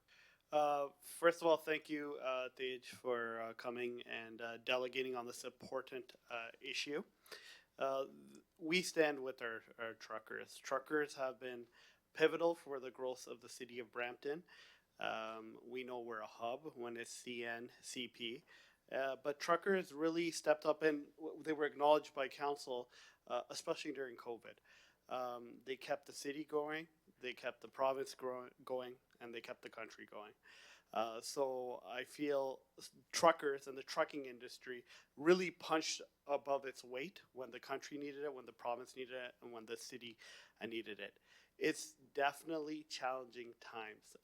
There's nothing that personally, and I'm saying that personally, stresses me out more than the future of the trucking industry, as I have family members who are truckers who for the last year have not been fully employed in the industry because of the challenges. And the challenges include cost issues, they include tariffs and other issues. So it is definitely concerning. And so we're going to refer this back to staff. I believe Councillor Thur has a motion. He's Chair of Economic Development. We have our Vice Chair of Economic Development, and we have our Director of Economic Development here as well, who will help sort of frame an advocacy strategy alongside our Director of Government Relations to really give you some momentum and a framework to address some of the issues that you talked about today. And they're very important. So the CTOA, we're proud, started here as well. About a year ago, I believe you came and delegated on various issues. And it's, I guess it's fitting that we're coming here again to start this advocacy campaign. You will have the weight of the city of Brampton behind you. You will have our mayor behind you. You will have all my colleagues behind you because we are concerned and we know we need to act now to address many of these critical issues. So we're here to listen, we're here to collaborate, and we're here to pursue practical solutions, whether it's in our city, but especially within the province and within the country and federally as well. I know some of the immediate pain points include some of the interprovincial issues, but we'll be here to help you and be locked beside you to advocate and raise your voice. So thank you for coming today. Thank you, Mayor. Thank you. If you can hold on, there's still a few speakers to this. Councillor Broad. Thank you, through you, Mr. Chair, and just really want to say thank you for your delegation. And just want to say during COVID, you were our frontline workers. Truckers were our frontline workers. And I remember working in the hospital and seeing so many truckers coming through urgent care, whether it's emergency or an ICU, because they were the ones who were risking their lives, you know, getting these goods across to our community. So this is very important to know. When we needed you, you were there. And just want to let you know that, you know, now you need us, we'll be there for you. So thank you again. Thank you, Councillor Broad. Mayor Brown. Yes, just to also say, as Councillor Broad so eloquently did, we saw during the pandemic that you were the linchpin behind Canada's economy. Our supply chains were intact because of this sector where Brampton, you know, punches well beyond our weight. And so on an advocacy front for the challenges you're having, I have heard concerns. Our deputy mayor briefed me about some of the challenges in Quebec in particular, and I find them alarming. We want to know how we can help and advocate on your behalf. And, you know, not to lose sight of the challenges we're facing with this tariff war as well, and how your sector is being targeted as a, you know, means to diminish the Canadian economy and some of the Canadian advantages. So I think this is a very fragile, tentative time for the sector, and you come to a city hall where we're all here to help and advocate and raise your voice. So thank you for being here. Thank you, Mayor Brown. I have Councillor Santos. Thank you, through you, Mr. Chair. Thanks for coming in to delegate today. And I'm sure when Councillor Tour brings a motion forward, I'm just going to want to make sure that we include that we send this information as well as work with economic development to put NGR to put together a briefing package on the impact on the trucking industry so that I could also bring that to FCM. These are things that we are discussing at the Federation of Canadian Municipalities, particularly as it relates to the tariff and trade war with the United States. Back in January, earlier this year, I started a campaign on video about the impact that a trade war would have, particularly on the logistics sector. And I stood outside the intermodal hub of CN Rail and had trucks driving by in the background. And that was all you. And so the impact of the trade war and the tariffs is 100%. We are seeing it now. I think it's happening a lot faster than we anticipated. And like Deputy Mayor Singh said, Mayor Brown, Councillor Broad, Councillor Tour, Brampton is behind you. We are reacting to this, unfortunately, but we will be there to advocate on your behalf. Thank you, Councillor Santos. If it could be moved, the chair be heard. So moved by Deputy Mayor Singh. Just quickly want to say thank you for coming out and delegating today. This is not the first time we're hearing from the CTOA. You came to us about 2 years ago, I believe, when the CTOA was formed about issues that the trucking industry, especially here in Ontario, is facing. And I know we were still talking about the Driver Inc. as an issue, and it is sad to see that 2 years from then till now, it is still being debated contentiously at the federal government committees. But I hope that we will see some success there as well. At a time when everyone is talking about Canadians being united in Canada, being a one strong economy together, it is also disappointing when you see other provinces that are apparently right now targeting Ontario trucking companies. Here in Brampton, we're the largest logistics hub in Canada. We're the second largest in North America after Los Angeles. The contribution of the trucking community, the logistics sector, not just to Brampton, but to Canada, is massive. In the city of Brampton, up until 2023, advanced manufacturing was the #1 sector that we had in our city in terms of its economic output. Since then, for the past 2 years, it has been trucking, it has been logistics, and it has been growing. It is a great matter of pride for Bramptonians when about 2 weeks ago we were driving to Ottawa for our federal advocacy. My staff and I driving on the highway, and every single truck we could name the owner of. We could tell you every single truck on the road was from a company that is in Brampton or in the region of Peel. Any highway that you get on within Canada, and I would say all the way down south, Midwestern United States, all the way to Mexico, is a company that is here from Brampton, from the region of Peel. So we're very proud to have this large industry find its home here in Brampton, and Brampton has always had your back. We will always have your back in the future as well. We were drafting a motion to see how to do this appropriately, but I think the best thing is what Deputy Mayor Singh and my colleagues have suggested.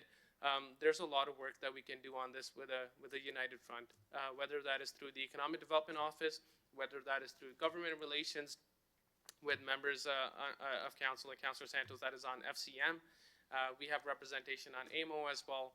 I think Brampton makes a very good case on this. So with that being said, we will have this motion moved by Deputy Mayor Singh to refer this delegation to staff, especially the economic development staff, the government relations staff, to work with those teams.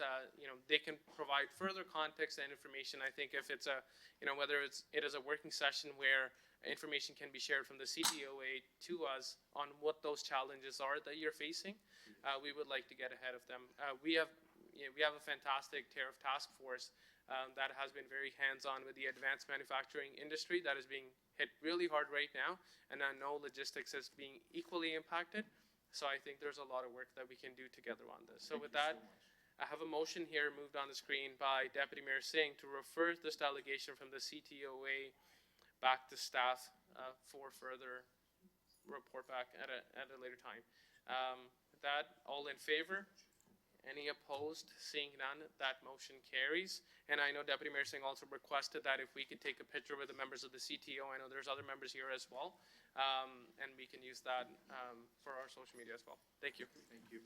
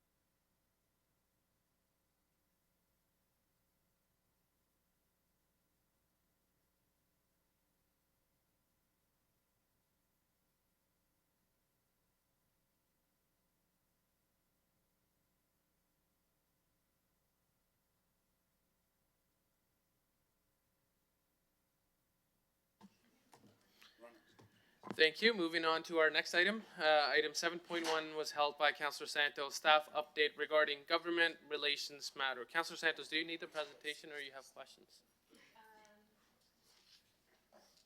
Thank you through you, Mr. Chair. I don't know if anyone wants to see the presentation or if you've already gone through it online. The reason why I held it was for an update regarding the changed legislation on the speed cameras.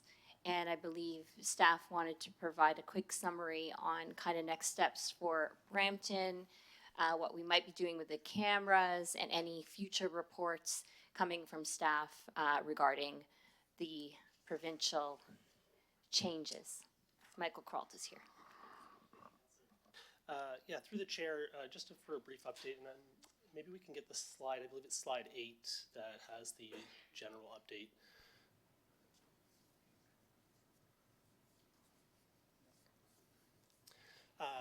So just by way of some background, again, as you know, the province issued legislation that will repeal municipal authority to operate ASC programs effective this Friday, November 14th. Just as directed by council, staff are preparing a report that will outline a strategy to explore the feasibility of transitioning and redeploying ASC technology and resources with the objective of continuity of community safety outcomes. The report will present a potential phased redeployment strategy that will identify practical technology-enabled initiatives that can operate within existing systems. And in the short term, staff are prioritizing the applications that will maintain and enhance safety outcomes using current infrastructure, such as vehicle-related noise and red light camera offenses. Staff are continuing exploratory discussions with the camera vendor and stakeholders to assess feasibility, including what would be required to transition the program. The upcoming report will recommend that council endorse a phased approach and direct staff to proceed with detailed implementation planning, including as part of the 2026 budget process, any financial implications. Opportunities for shared data access with Peel Regional Police is also being explored, recognizing the potential to leverage cameras for public safety purposes, including investigations and traffic enforcement, such as stolen license plates, Amber Alerts, and things of that nature.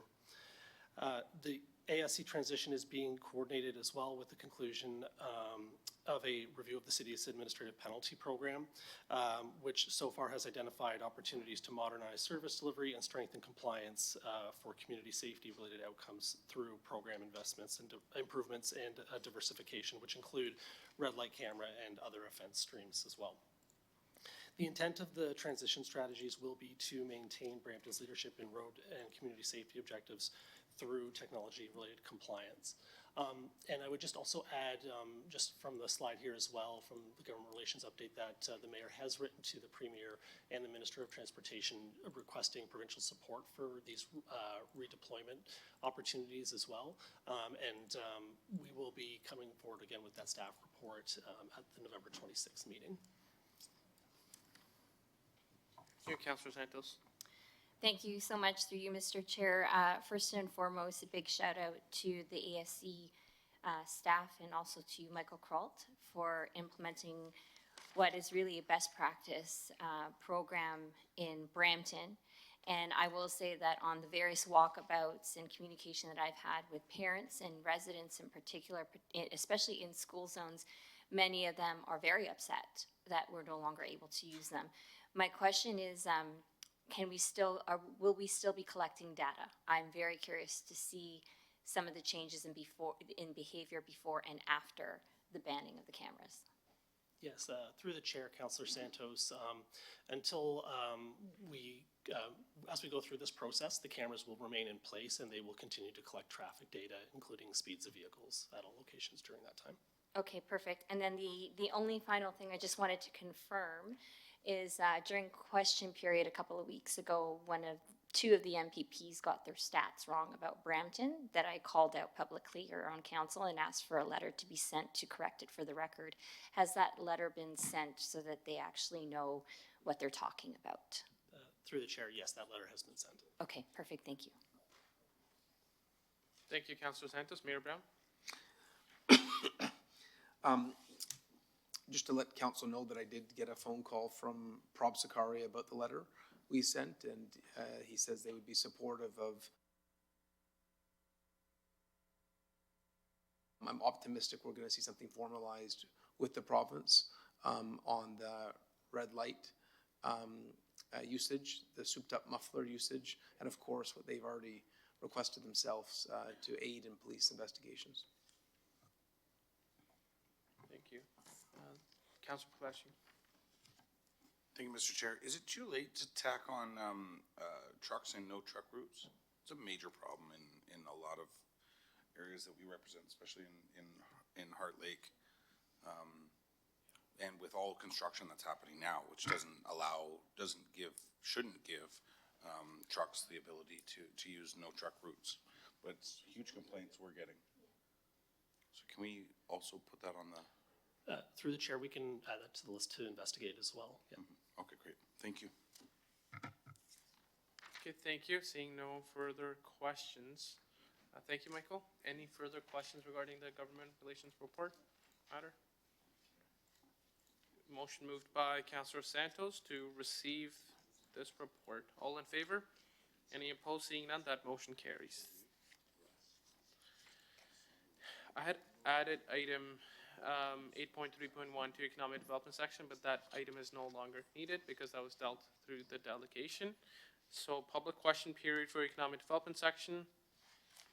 Seeing no questions, I will now move the chair to Councillor Broad to chair the corporate services section.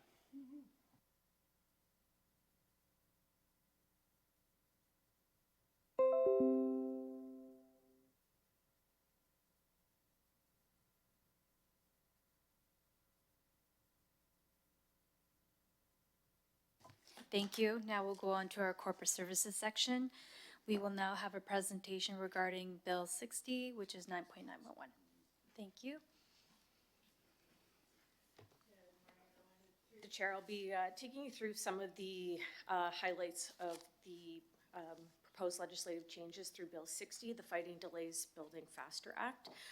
Really important to emphasize that this bill is continuing the province's efforts to reshape how growth is planned and funded, and really continuing, again, the trend of consolidating planning, growth funding, and infrastructure delivery tools under a more centralized provincial system. Our focus here at the city with staff is ensuring that these future frameworks support local autonomy, housing delivery, and post-Peel service transitions. Next slide, please. So again, at this stage, Bill 60 is enabling change, but doesn't actually enact it yet. So this was introduced October 23rd. The act is still in second reading. It touches the Planning Act, the Development Charges Act, the Highway Traffic Act, and sets the stage to create the new Water and Wastewater Public Corporation. Most of these provisions require future regulations. The details that will truly define the impact on municipal planning and finance. Right now, the only clause that will take immediate effect and will have an impact on Brampton are the items related to lane conversion restrictions. Next slide, please.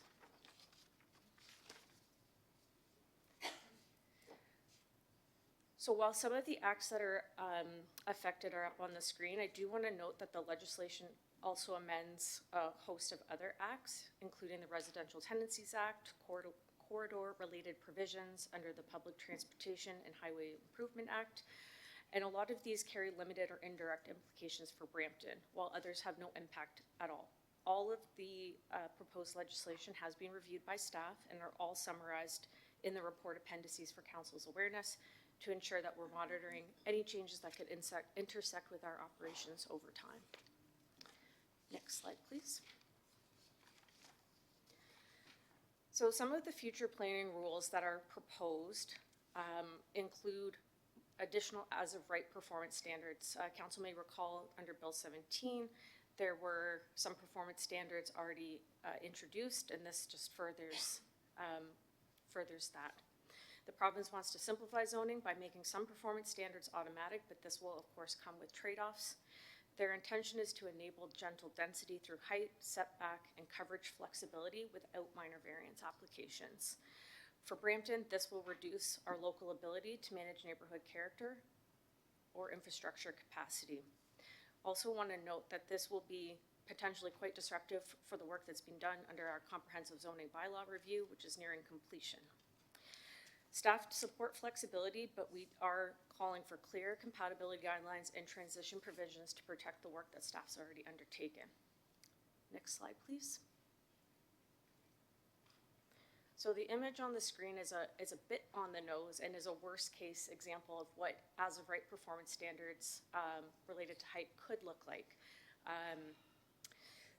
It could alter neighborhood spacing, drainage patterns, reduce setbacks, will affect privacy and stormwater management, and there could be additional parking pressures created where on-street supply is limited. Next slide, please. And we all know that mature areas are already being impacted by additional residential units, and we could just see additional further compounding impacts. So we are outlining all of these concerns through our ERO submissions. Next slide, please. Another item being proposed is standardization of official plans, potentially limiting the length, removing secondary plans, and establishing consistent land use designations. Again, the province is intending for this to reduce variation between municipal official plans and to speed updates.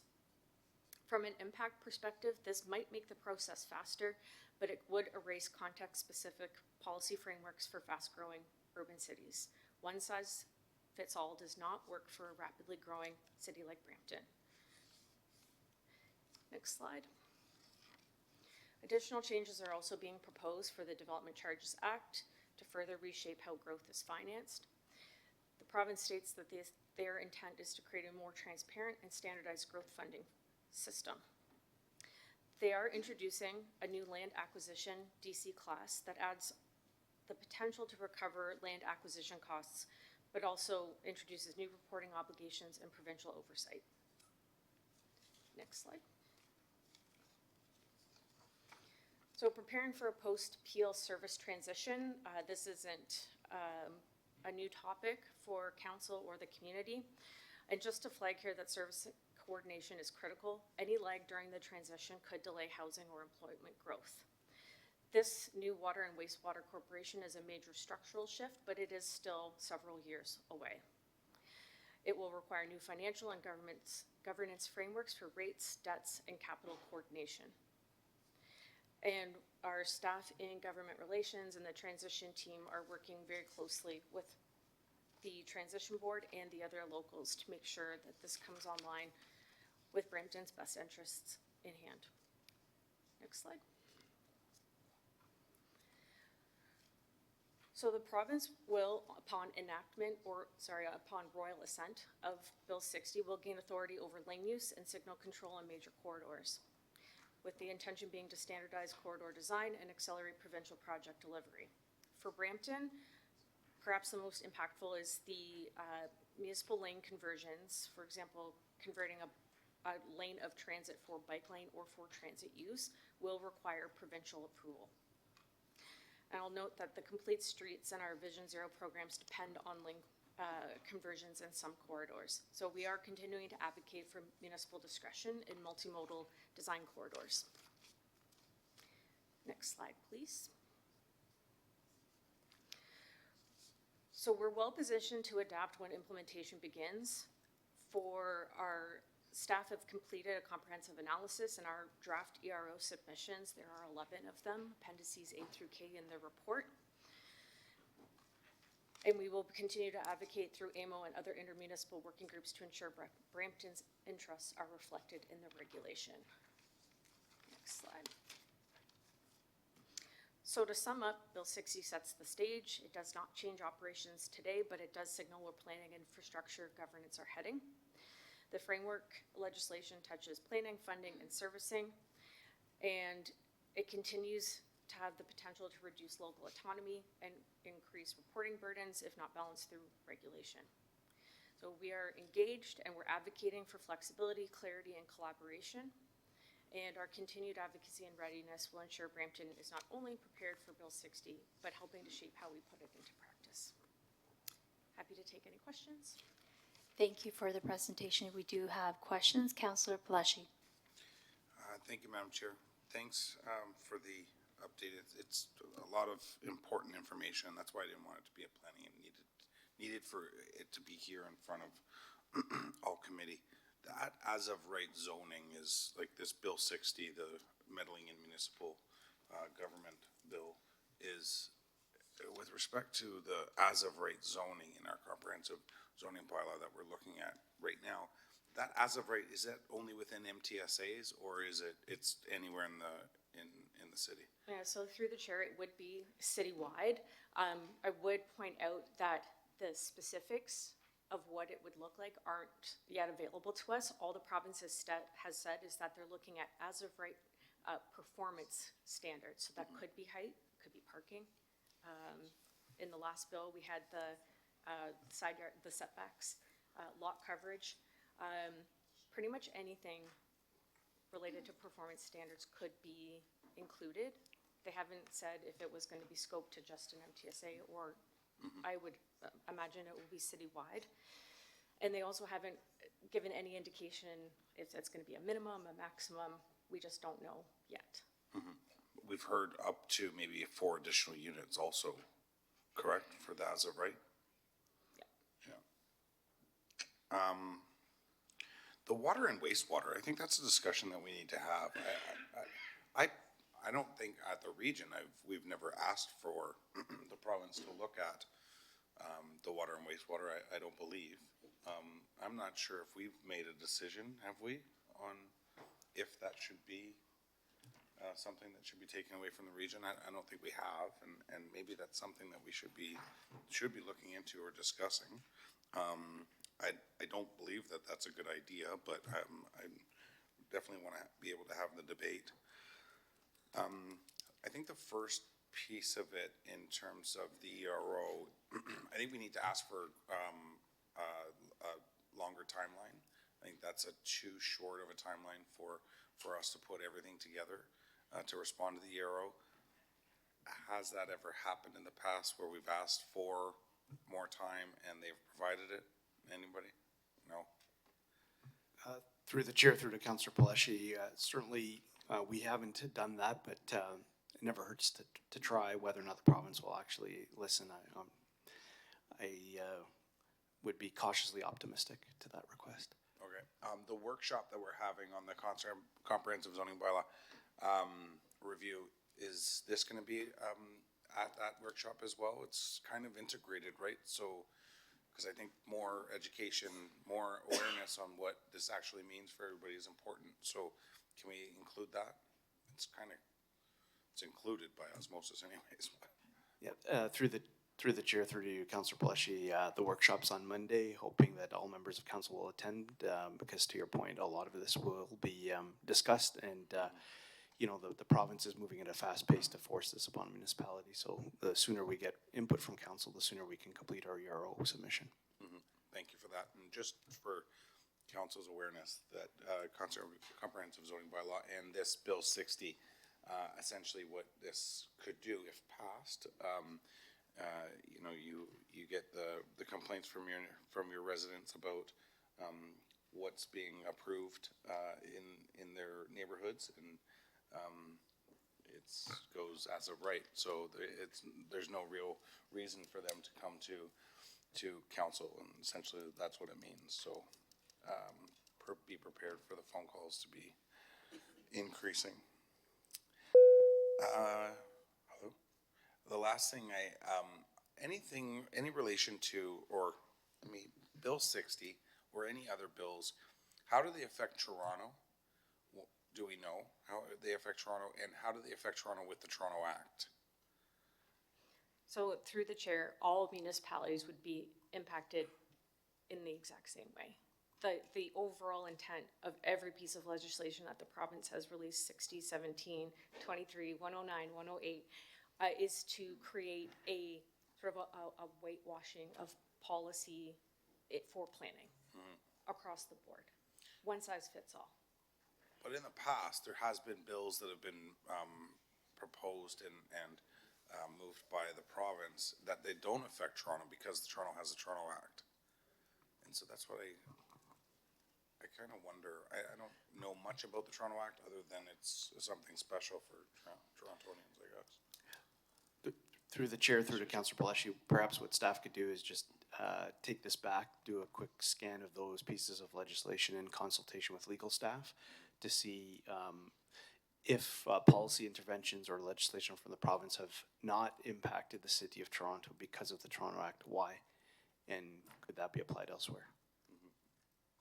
Does Bill 60, in with those recent comments from the Premier about changes to, the ASC, the removal of ASCs, and then integrating, roundabouts and different safety measures, with the roads aspect of Bill 60, is there anything included in the Bill 60 from his comments that we know of? So through the chair, maybe, I can't quite recall, there are 11 appendices that speak to the whole suite of schedules, but we can get back to you to confirm that. All right. I think a good start, and I think that, how many pages is the bill? Do we know? 80. 81. I read all of them. So that'll be a lot of unanswered questions in that 81 pages. So. Okay, thank you. Thank you, Madam Councillor Palashi. Councillor Keenan, you have the floor. Thank you, Madam Chair, and through you. Councillor Palashi obviously touched on my points of contention with this, which is going to be the as of right. I deal with hundreds of complaints in Peel Village in downtown Brampton. And for instance, just looking at the slide that showed the house, found its way through committee of adjustments and ended up looking exactly like that. And from Councillor Medeiros and myself have been dealing with that. And this summer we door knocked the area and everybody's concern was that house.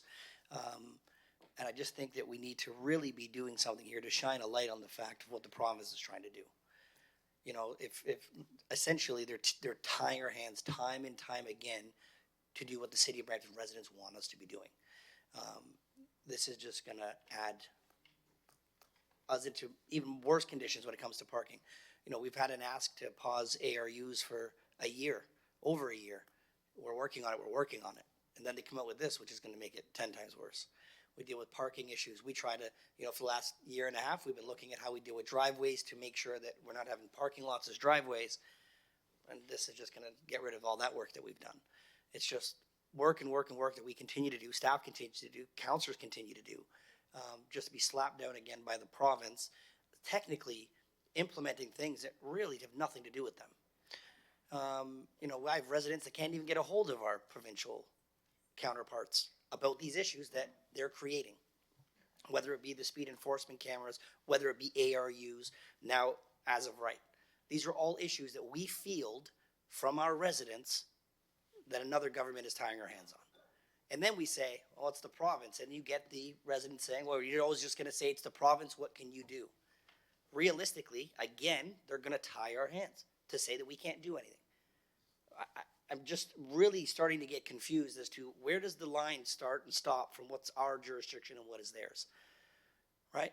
Now they're on our roads. They're into our community safety.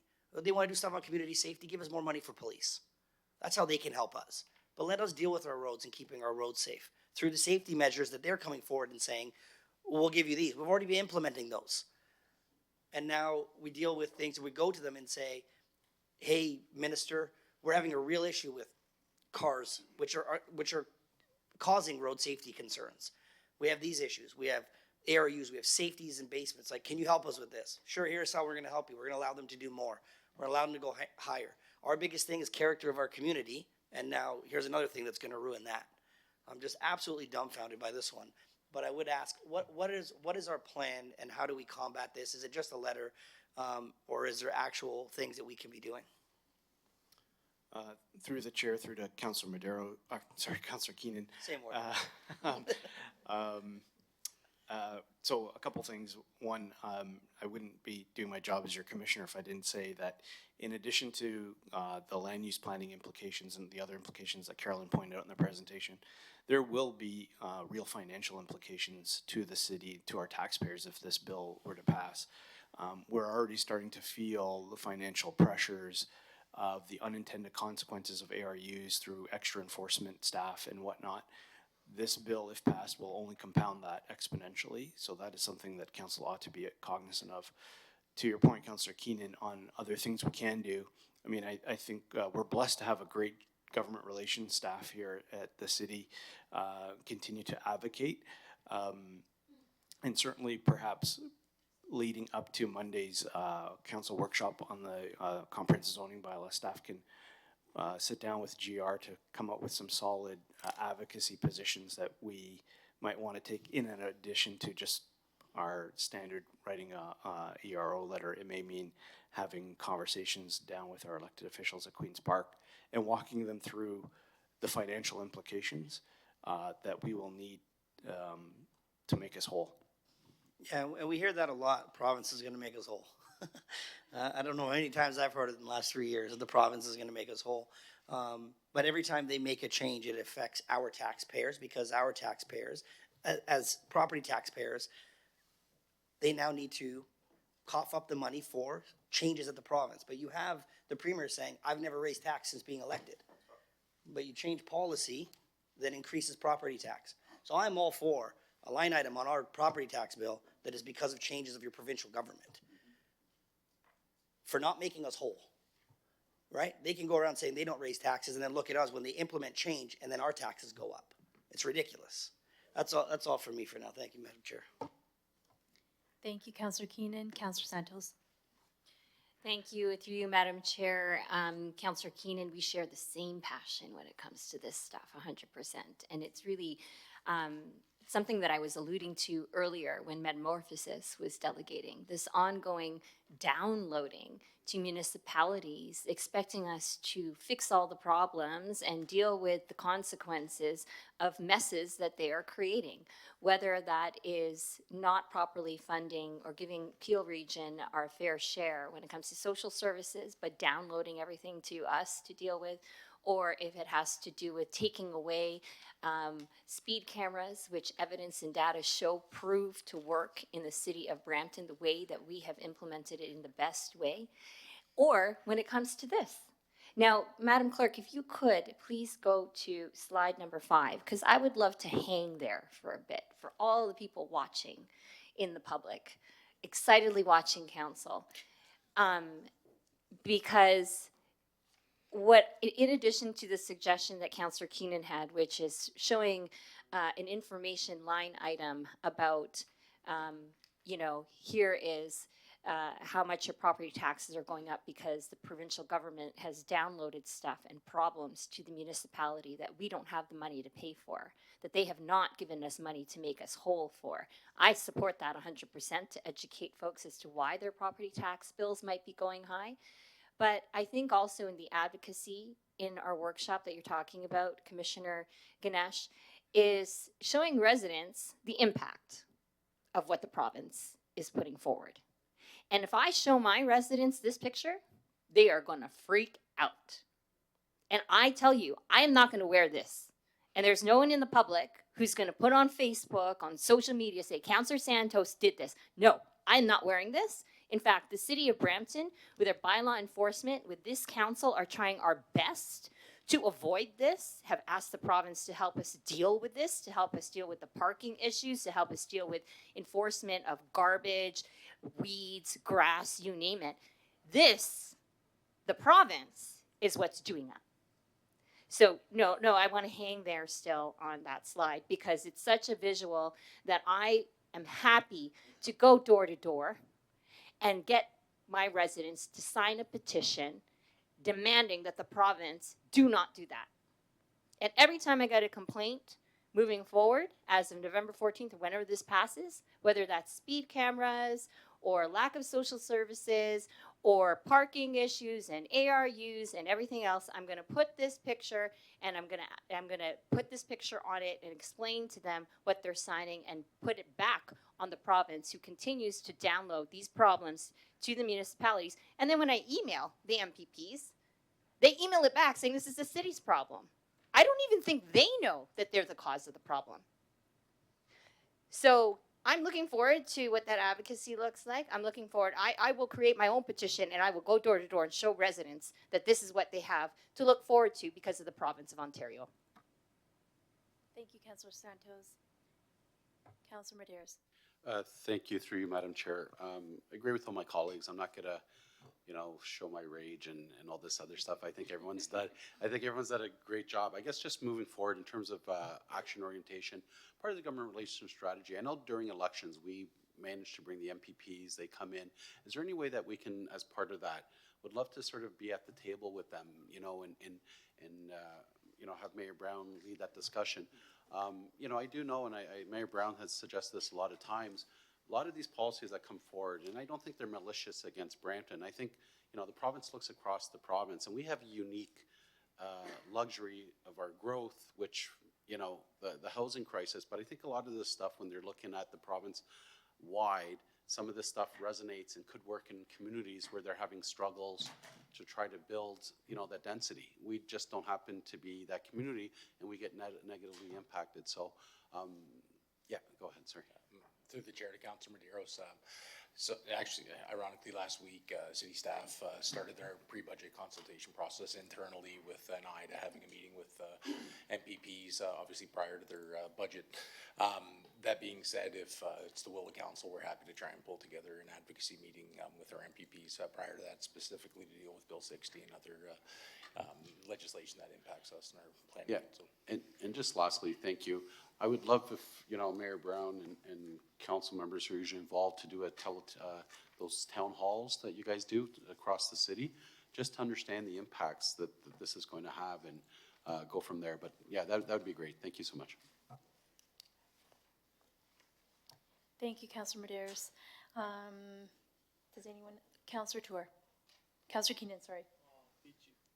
No, you didn't.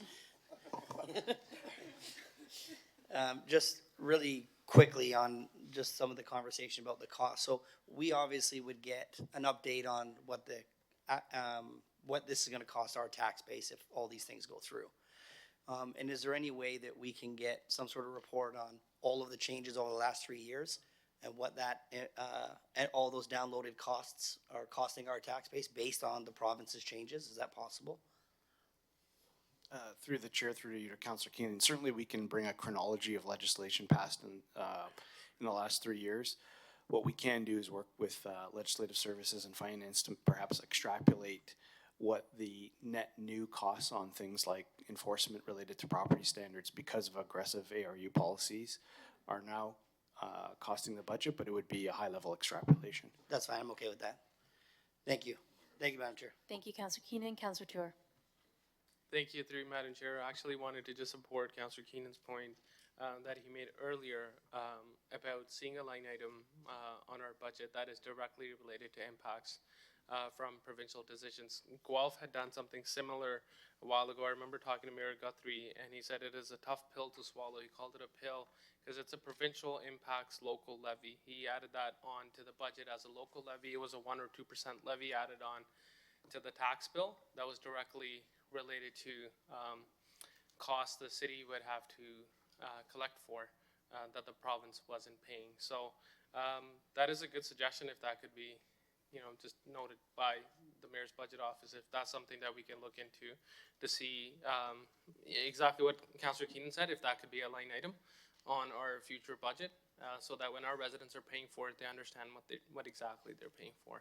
I think that makes a difference, because if we're waiting for the province to make us whole, I don't think I'm not too optimistic about it. They're definitely making us a whole, but so we'll wait to see. Thank you. Thank you, Councilor Tour. Councilor Bleshy. Aho? Aho. Yeah, aho.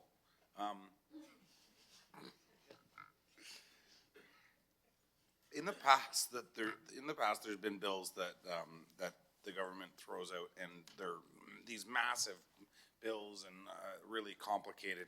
But then when it comes down to it, and I recall, I think it was Bill 1613, or I don't know what it was, but which bill it was. But often there's so much information, there's so much change.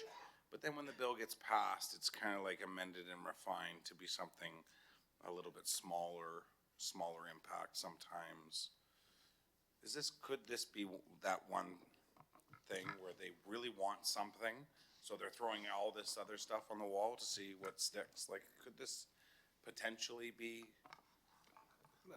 through the chair, through to you, Councillor Palashi, that certainly could be a tactic that the province is taking. Perhaps through our advocacy efforts, we could find out.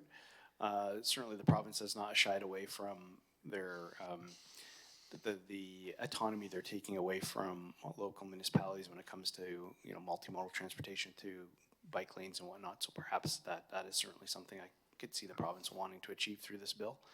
The as of right zoning, that's something the province has already done already. So perhaps they're trying to move the needle on that narrative through this bill, but certainly would have to have conversations with the province to find that out.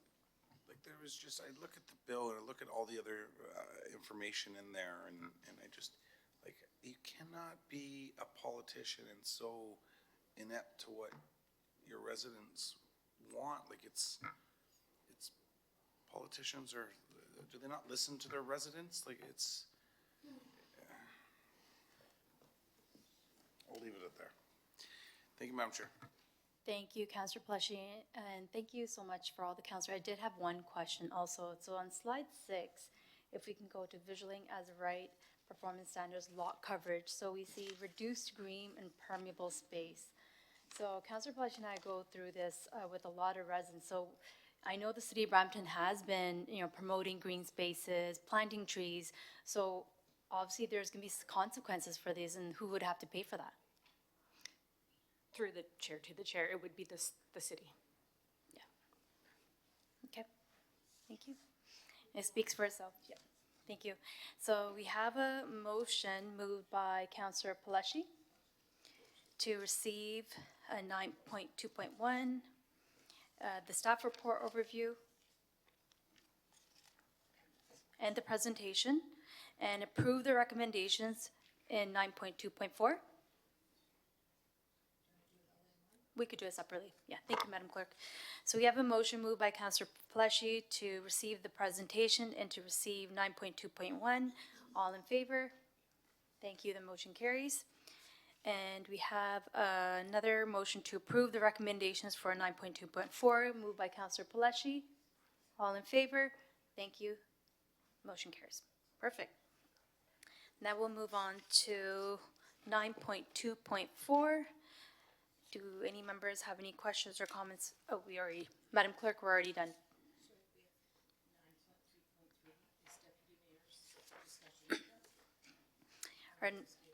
Perfect, thank you, Madam Clerk. So now we have a discussion item at the request of Deputy Mayor Singh, 9.3.3. Maybe we'll move on to our next item, Madam Clerk. 9.3.6. Okay.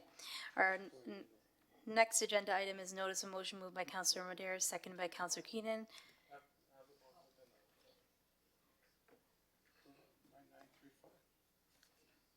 Madam Clerk, are we missing an item? No. Yeah, perfect. Councillor Madera, you have the floor for 9.3.6. Thank you through you, Madam Chair. Councillor Keenan and myself have been dealing with Eagle Hair Salon that everyone knows, a successful hair salon business. They've gone through some tough times because of the construction on the Queen Street, where it's impacted their clients and so on. They're in the process of, I think they did put up their business for sale. One of the issues that they're having is the heritage designation, and they've requested that we remove it for all the reasons outlined in the motion. So Councillor Keenan and myself thought it was a way to try to support them going through a difficult time, because they've just been hit through various things happening around them, no fault to themselves, and this is a symbolic way to try to help them in a small capacity. Mayor Brown, you have the floor.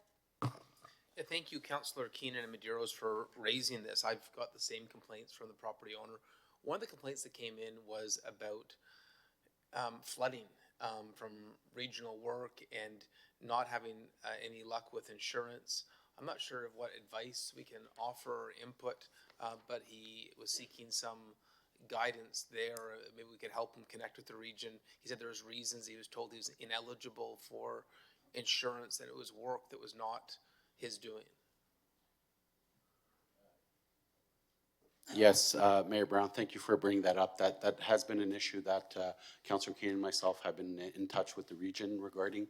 It was actually some work done by Bell, which led to flooding, and the region now has a claim against Bell for impact on their work, and it was suggested that they put a claim in as well. But we are working with them in that capacity as well. Yeah, I don't, maybe to the city solicitors, anything, hey, this scenario like this happens, is there anything we can do to be helpful? I'm sure there's more than just one business affected by this work. When there's negligence in the city of Brampton by a third party, like a telecom, is there anything we can do to be supportive to the victim in that circumstance? Through you, Madam Chair. We, obviously our client is the city. However, we can help facilitate solutions, and obviously it's something that we would like to prevent. Whether this person has a cause of action or whether Peel has a cause of action against Bell, that's up for them to decide, but we can certainly be supportive in the efforts. And maybe it's as simple as that, just reach out to the region, see if we can be helpful in that process. Thank you, Mayor Brown. We have a motion moved by Councilor Medeiros. All in favor? Thank you. The motion carries. We also have a correspondence related to 9.4.2, which should also be received. A motion moved by Councilor Medeiros. All in favor? Thank you. The motion carries. Now we'll go back to our motion that was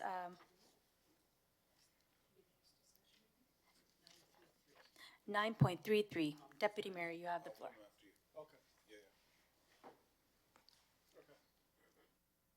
Thank you, and this is something I've had realtors request. First it was just a few, and now it just seems to be a recurring pattern, and I just wanted to bring up for discussion. I'm open to anything with my colleagues. But I guess there are certain bad actors that are leaving their open house signs. I hear some smiles, so I guess maybe other councillors have heard about this. Leaving their signs. And so I guess it's not fair to other realtors who are following the rules, especially. This request came from realtors as well, that we look at doing something. I'll just hear what I think Councillor Pleshy has something to say. If there's something we want to look at, maybe we can ask for a report back on this. Maybe the suggestion was maybe not to increase the fee on the first one, the first time they get a ticket, but to increase it significantly for the second one, second ticket. You know, somebody can make a mistake once, that's fine, but the second time it's not a mistake anymore. But I'll hear what other councillors have to say, and then we can look at what we want to move. Thank you. Thank you. Councillor Pleshy, you have the floor. Thank you, Madam Chair. So it's the wild, wild west out there when it comes to real estate agents and what they're doing on the corners, and the size of their signs now are getting bigger and bigger. Like on Wanless, there's been 2 massive for sale signs. These are, I think they're 4 4x8 sheets of plywood. That's been, like, they're massive. It goes against our bylaw for signage. Like, they're not allowed to have them up there, but yet they've been there side by each for it's probably over a year now. And then the size of the for sale signs that are going up now, or the open houses signs that are going up now, like, we have rules and they're not following the rules. The fact that they don't know what the rules are, and a lot of agents do know what they are, and they're the ones that phone us to say, hey, why are you allowing them to do this? This isn't fair.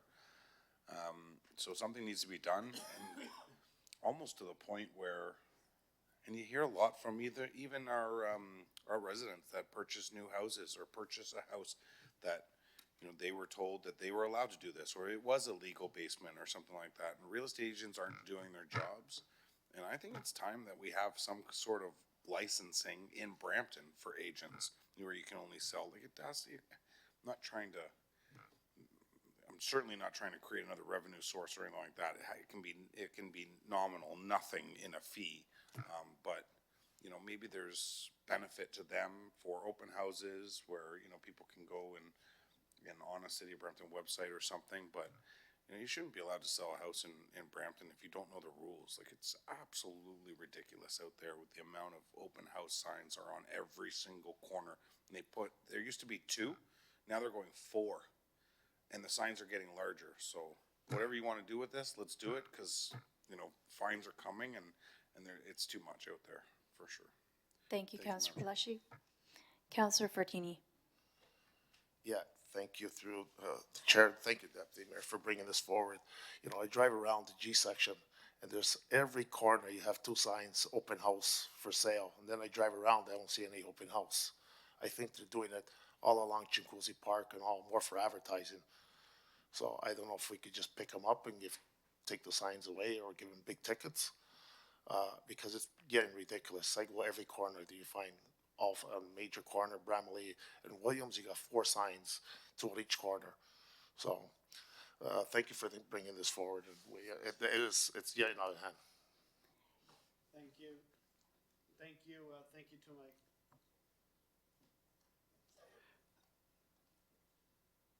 Hello. Yeah. Thank you for the input of my colleagues. So what I'll do is I'll refer this back to staff. We'll do if we could just change it to real estate signage and open house signage, because I think Councilor Palashi talked about signage in general as well. And so we cover in the report signage, and because I have noticed that as well, and then open house signage as well, which because I live in Councilor Fortini's area, I can concur. There's a major issue with open house signs, especially on Dixie. So if we are good with that, I'll put that motion on the floor. Thank you. Thank you, Deputy Mayor. We have a motion moved by Deputy Mayor. All in favor? Any opposed? Thank you. The motion carries. Our next item will be for a discussion item by Councilor Medeiros for Remembrance Day services. Councilor Medeiros, you have the floor. Thank you very much through you, Madam Chair. First of all, thank you to staff for all the work that you did in Remembrance Day. You know, it's all very well appreciated. I didn't have the opportunity to discuss with my colleagues just a couple of things that sort of kept to mind. And I think in discussion with some of my colleagues during the actual march during Remembrance Day, you know, noticeably there was less people attending, or you know, coupled with I thought Mayor Brown's speech was so eloquent, was a great speech regarding, and we heard the Padre and others talk about us losing sort of the memory and stories of Remembrance Day. So part of the sort of motion, I think that all of us can move, and coupled with, I had the opportunity to attend the Remembrance Day dinner at the Legion 15 on the Saturday, and some of the comments, and it was interesting, Councillor Palashi and Councillor Brar, one of your residents who's a veteran, who's very appreciative of you guys helping them get access to the snow grant, talked about we celebrate at the city, you know, various heritage months. And as a veteran, he just felt, and he wasn't knocking anything, he just felt, you know, that we do one day for Remembrance Day. So I just thought I'd put it out there to my colleagues, if, and maybe part of the direction would be to come back, have staff consider it, because I don't know the implications financially, and maybe some strategies on how we can sort of build more of an audience, more participation, greater sort of awareness of importance of Remembrance Day. But I was just thinking to myself, maybe Veterans Month, declaring Veterans Month. We already have many activities during that time around Remembrance Day, and maybe, for example, outreach to schools, you know, other activities. I'll leave that to staff, but I just want to put that out to my colleagues. And I think we'd probably be one of the first municipalities in probably the country when we declare a Veterans Month, that we really show them how much we appreciate it, because that seems to be the angst I've seen from a lot of veterans, as much as they appreciate Remembrance Day. But it just felt that it was so poignant with Mayor Brown's speech, and that's why I wanted to bring it to the floor to see if there's any comments from some of my colleagues.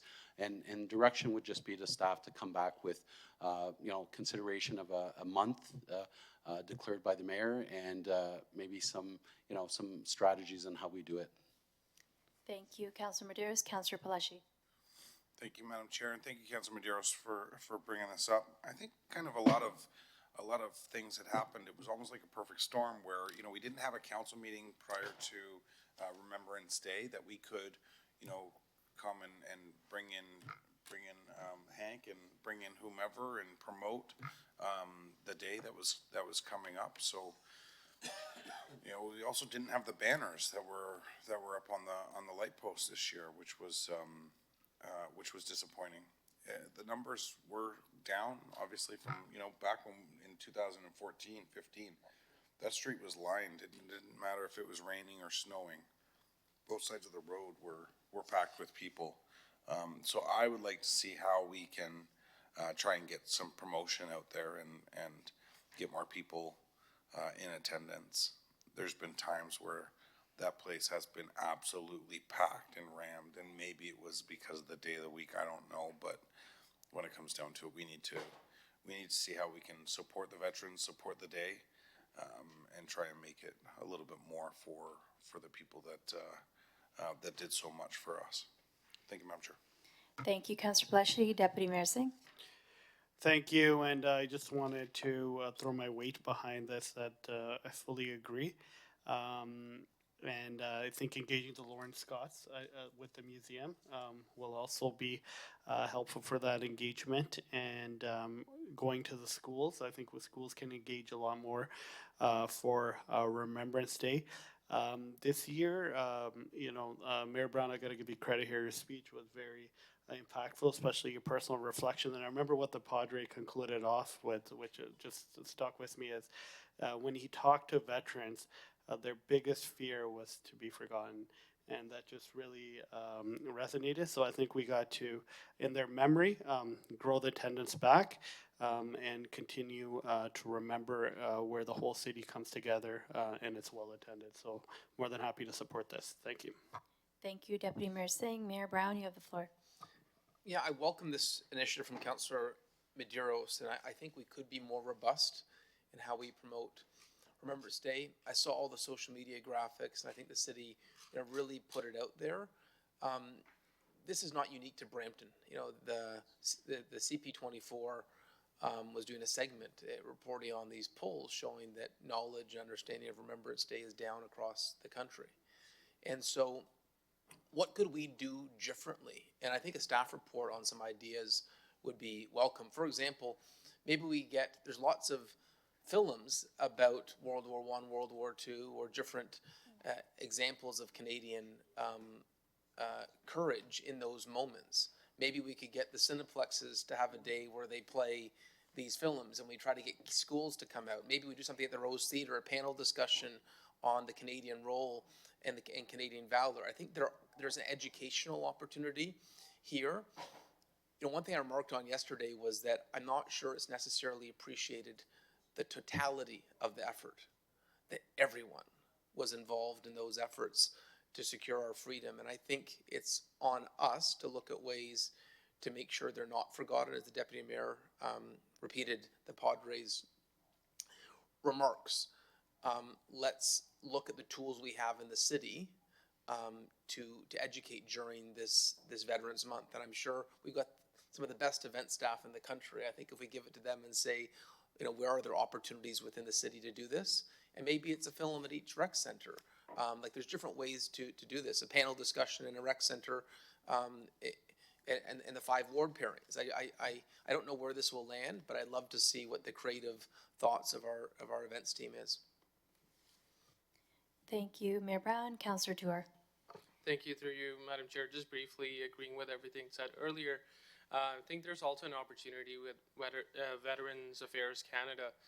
This year, I definitely did see a lot more ad spending from the federal government. And that is, I would say, in relation to also the new budget that has a lot of defense spending as well. So, you know, you could see ads on TV, ads were going on radio stations everywhere. This year, it was all over the news. So, and the day before Remembrance Day at the Mubarak Masjid, the Minister for Veteran Affairs was in attendance at their Remembrance Day service, which I think was the first here in Brampton. I don't know how much engagement we get from them. So maybe it's an opportunity when staff looks at this to also look at, you know, if Veterans Affairs is eager to invest more into this, that we be a municipality that puts our hands up and say that we would want to partner with you even further. If there's opportunities, whether it's grant funding or any specific programs that could help us in our parade and service, I think that would be helpful. Thank you, Councillor Tua. Mayor Brown? Yes, sure. One thing I forgot to mention, I was told that Branch 15th this year is their 100th anniversary. So maybe as a friendly to that motion, we can report back what opportunities the city has to recognize this special year for the Legion throughout the year, through the events that we have. Thank you, Mayor Brown. Councillor Vicente? Thank you very much, Madam Chair. Just a suggestion, in items that I've seen in other places around the world.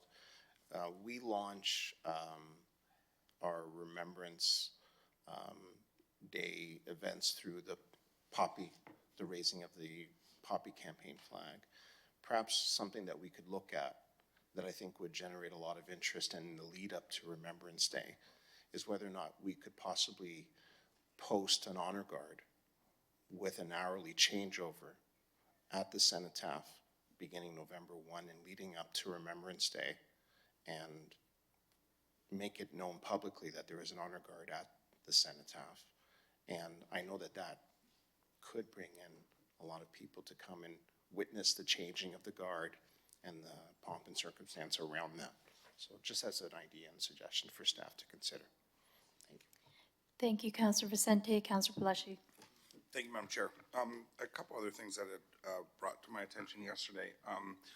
The Legion's numbers and membership numbers have actually increased, which is the first time in years and years. So there's more of an opportunity for us to get on top of this. Also with the Lawrence Scots, they have a lot more troops that are enrolling. And it might now, not my area, but what I heard yesterday, you know, that we might be in a situation where they have to move because they don't have the amount of space. So one, I think council deserves a better understanding of what the relationship is there. I understand that they're in the old orchestra theater, maybe renting that, and then they're looking for additional space too. So how can we support in that? Really, it's our space that surrounds them, but federal dollars from my understanding. So could we look at that?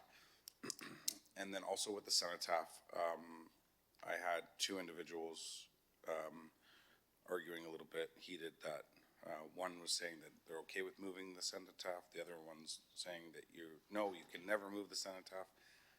I think what I was able to get from the both of them was, what does moving that cenotaph mean? What does it look like? It doesn't seem to be that there's that communication is out there. We've probably sent it, but there are some individuals that are diehards about not moving that or what it looks like, that don't know have not seen anything. So if we could do that, I would appreciate it. Thank you, Madam Chair. Thank you, Councillor Palashi. And would you like to move that as a motion or take that as staff directed? Just staff directed. Perfect, thank you. We have a motion moved by Councillor Medeiros. All in favor? No, any opposed? Thank you, the motion carries.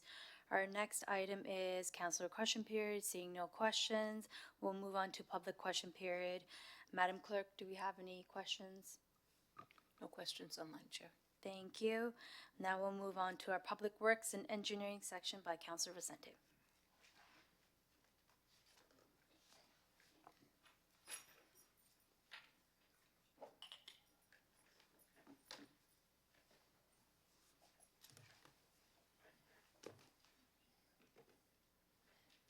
Thank you very much, members of committee. Our first item is 10.1.1, a staff presentation on the expansion of LEAP program, vacuum LEAP program in the city of Brampton. Councillor Keenan? Yeah, I don't know if council wants a presentation on this. I think we've all kind of gone through it. I just wanted to talk to the report really quickly and the recommendation. So I want to I want to move option 2 and it just be referred to budget to find that 44,000 or staff or whoever needs to find it. I think it's very important for my colleagues in wards 2 and 6 that have been advocating to have that expansion done up in, I believe it's ward 2, to have that done. So I just want to move option 2 in the report, which was to expand it into that area. I believe the cost is around 44,000. And then just have staff come up with where that cost can come from. That's all for me. Thank you very much, Councillor Keenan. Do I have any speakers to the motion? I see none. So I have a motion moved by Councillor Keenan to refer this to budget and to receive the presentation, which all members of council have already seen beforehand. All in favor? That carried. Thank you very much. And our next item is item 10.2.3, staff report, request to begin procurement of various transit goods and services, which was held by Councillor Keenan. Councillor. Thank you, Mr. Chair, and through you. I'm good with everything for the most part. It brings me back to 3 years ago when we talked about the advertising for buses and shelters. So what I want to do before we go to procurement, because I know we couldn't do it last time because we're already under a contract, is just, we have obviously advertising that we do here in a department that we have here. I just want to see what, if any, can be brought into the city in order, instead of us doing it out, just seeing what that financial is. Maybe there's financial gain for the city that way to bring it in-house instead of having it outside. So I'm okay with everything except for the bus transit shelter. I would hope just to get a report back on that one, and what we can do, if anything, and what the upswing may be for the city if we bring it in-house. So if we're good with that, I'm okay, but if there's other speakers. Councillor Pleshy. Thank you, Mr. Chair. So really happy that we're going to look at bringing transit bus and shelter advertising in-house. And we have a whole department that does it, so that's great. As for some of the other, like, these are all separate tenders, right, that are going out. Like 1540 is obviously not going to go, we're not going to buy safety footwear from the people that are selling us engine oil, correct? I just really want to be able to, in today's climate with everything and the, you know, it's typical that government usually pays more than everybody else because they think the private sector sees us as a cash grab. I really want to be hard with some of these numbers. I want it to be transparent. I want anything that we can do to make sure that all of these companies give us the best possible deal, the best possible rate for taxpayers, because we can't let this continue with everything that's going on in today's world when we're, you know, people are out there struggling. And I know you know what I'm talking about, Heidi, and I know you're going to do a fantastic job. I want to make sure that, you know, we have the best bang for the buck and for these RFPs that are going out. Okay, through the chair to Councillor Palashi, absolutely, we will do that. We'll work with our purchasing team to make sure that happens. And then I just wanted to hand it over to Jason as well. He has some comments. Thanks, Heidi, and through the chair, so we can report back. I think when we look at the big picture of the advertising, like, it will be quite a bit of staff. Like, there are staff at transit regularly swapping out the on both buses and shelters, 2 separate contracts, but it's probably a daily basis swapping out the banners and so yeah, it's like the actual infrastructure. It's not just kind of a digital ad or something that's easy to add to a desk. It's something that there would be like a lot of FTEs and financial impacts involved with taking all of that in-house, and for the shelters as well.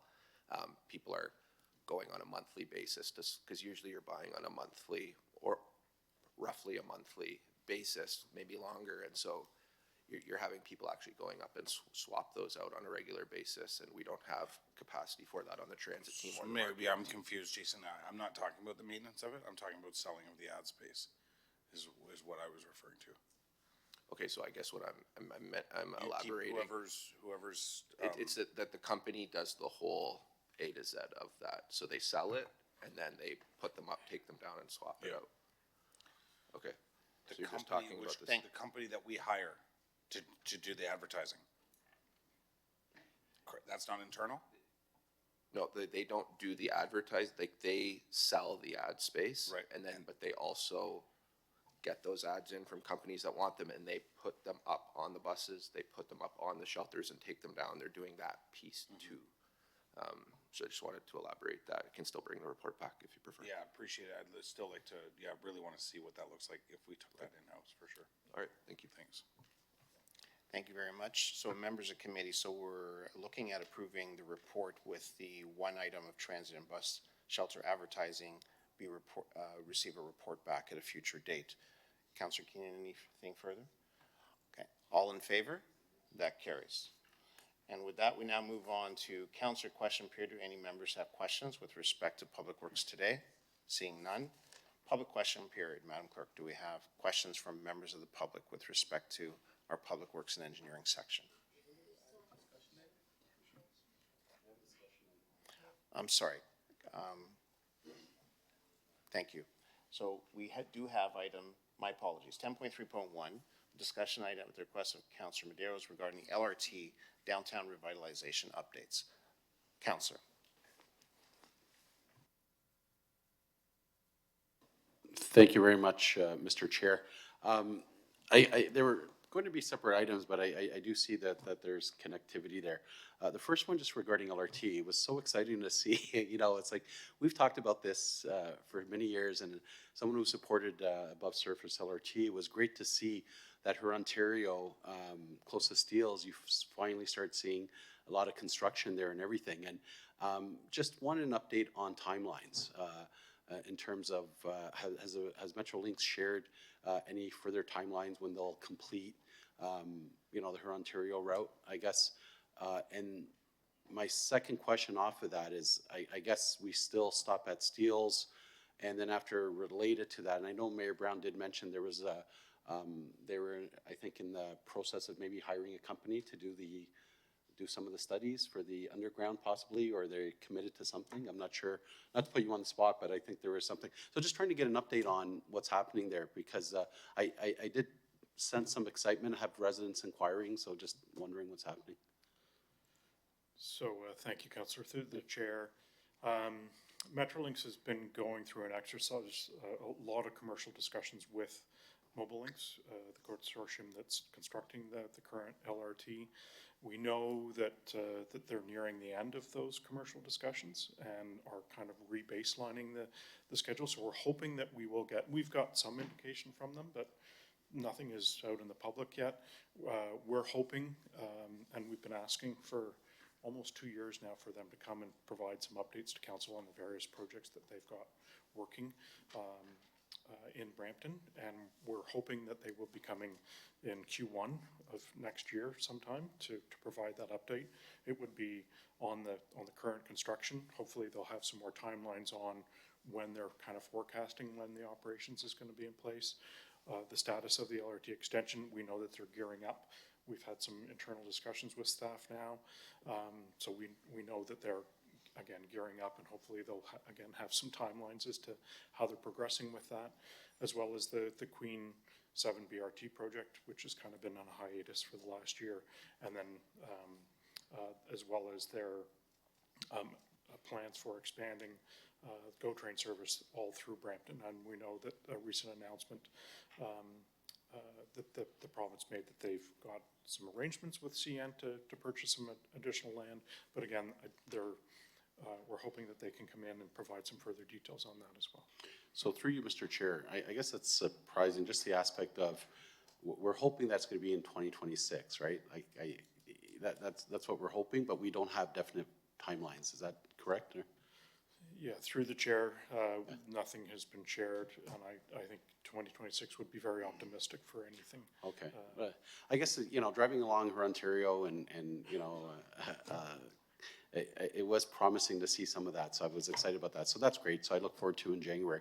Regarding the downtown revitalization, it was interesting, Councillor Kane, myself, and Mayor Brown, we had the opportunity to go downtown, visit some of the businesses, and you know, and it was funny, it generated a lot of sort of inquiries from residents about, you know, I just thought to myself, we have such a great story to tell, narrative, but I myself, you know, I see there's a maze of timelines and key initiatives, innovation, so there's a lot of things. So communications, I know in our contact with communications, my office staff, you know, and they were great to sort of, and Natalie, thank you so much, to almost sort of anticipate.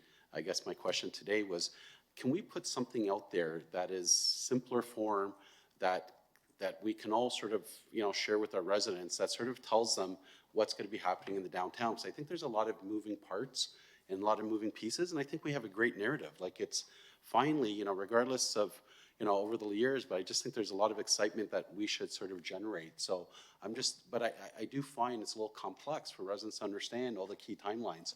So just putting out there maybe for communications or to staff, if there's sort of a simplified way that we can present all the great things that are happening downtown. Through the chair, through to Councilor Medeiros, certainly we'll take that back as direction. Staff did send a briefing note out on the LRT and an update on the downtown projects on Monday. In that briefing note is a map that has all of the projects in our downtown with timelines and whatnot. We also have a downtown revitalization website that has interactive material as well. So what we can do is take that as direction, work with communications to see what we could do to spread the word to all members of council and then make it perhaps more user-friendly. That's perfect, because I did look at it, that and so on.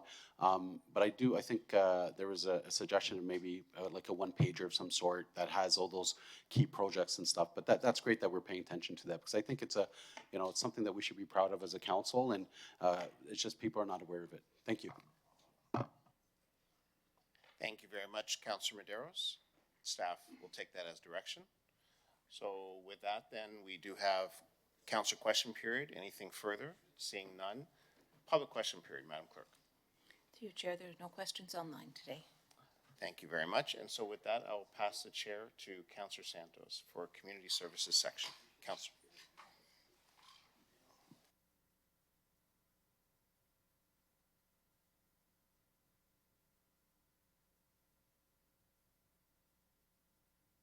One item held.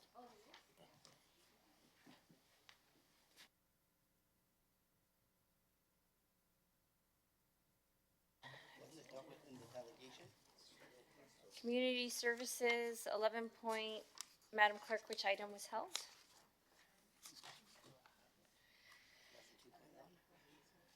I think we dealt with that already, did we not, during the delegation?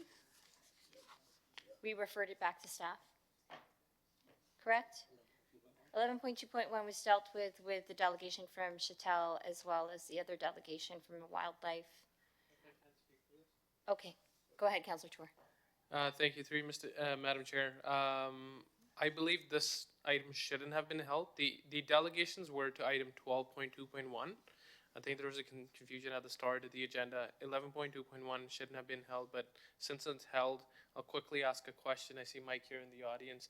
Mike, once we move this motion that we see on the screen, that would, in essence, move that motion that was brought earlier, which was referred to Animal Services, correct? Councillor Chair, that's correct. Okay, I'm happy to move it. Thank you, Mike. Thank you. Thank you so much, Councillor Tour. Staff report with recommendations moved by Councillor Tour. All in favor? Anyone opposed? That motion carries. That brings us to any questions from members of committee? Seeing none, any questions from members of the public regarding the Community Services section? Madam Clerk, any online? Chair, no questions online. Thank you. Legislative Services is the next. I believe we dealt with 12.2.1 already. Diwali Enforcement Debriefing Report was put into consent. Any questions from members of committee regarding this section? Seeing none. Any questions from the public regarding this section? Through you, Chair, no questions online. Okay, thank you very much. Next is public question period. Any questions from the public regarding any item on the agenda today? Through you, Chair, none online. Thank you. That brings us to closed session. There are 2 closed session items that were added to the agenda. Madam Clerk, can you summarize what we are going into closed for? Through you, Chair, 15.1 is an update on the BAO, and it is pursuant to Section 239(2)A of the Municipal Act, and 15.2 is a proposed property disposition pursuant to 239(2)C of the Municipal Act. Thank you, Madam Clerk. To all members of the public watching today, all meetings of committee must start and end in public session. After closed session is completed, committee will reconvene in public session to complete its business on today's agenda, including reporting out on any actions arising from its closed session portion of the meeting and adjourning the meeting. Madam Clerk, Question? Yeah, so motion from Counselor Keenan to go into closed session. All in favor, anyone opposed, that carries. We will take a lunch break and then go into closed at 1:15. Does that work for all? 1 o'clock is good? 1 o'clock, half an hour. 1 o'clock in closed. Thank you.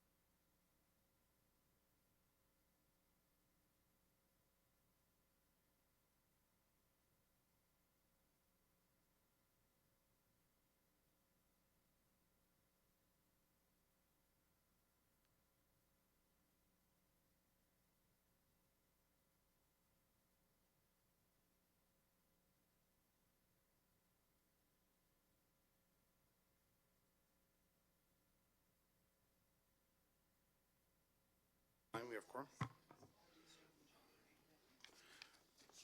Welcome, everybody. The business of closed session, item 15-1 was a discussion item at the request of Councillor Power. 15-2 was a verbal update potential property disposal. Each item was considered, no direction was given, or direction was given. Direction was given, I apologize. After closed session, when the committee returns in the continued interest of transparency and open government, that was the report out from closed session business as a result of our closed session today. Committee is next scheduled to meet on Wednesday, November 26, 2025 at 9:30. Madam Clerk, am I missing anything?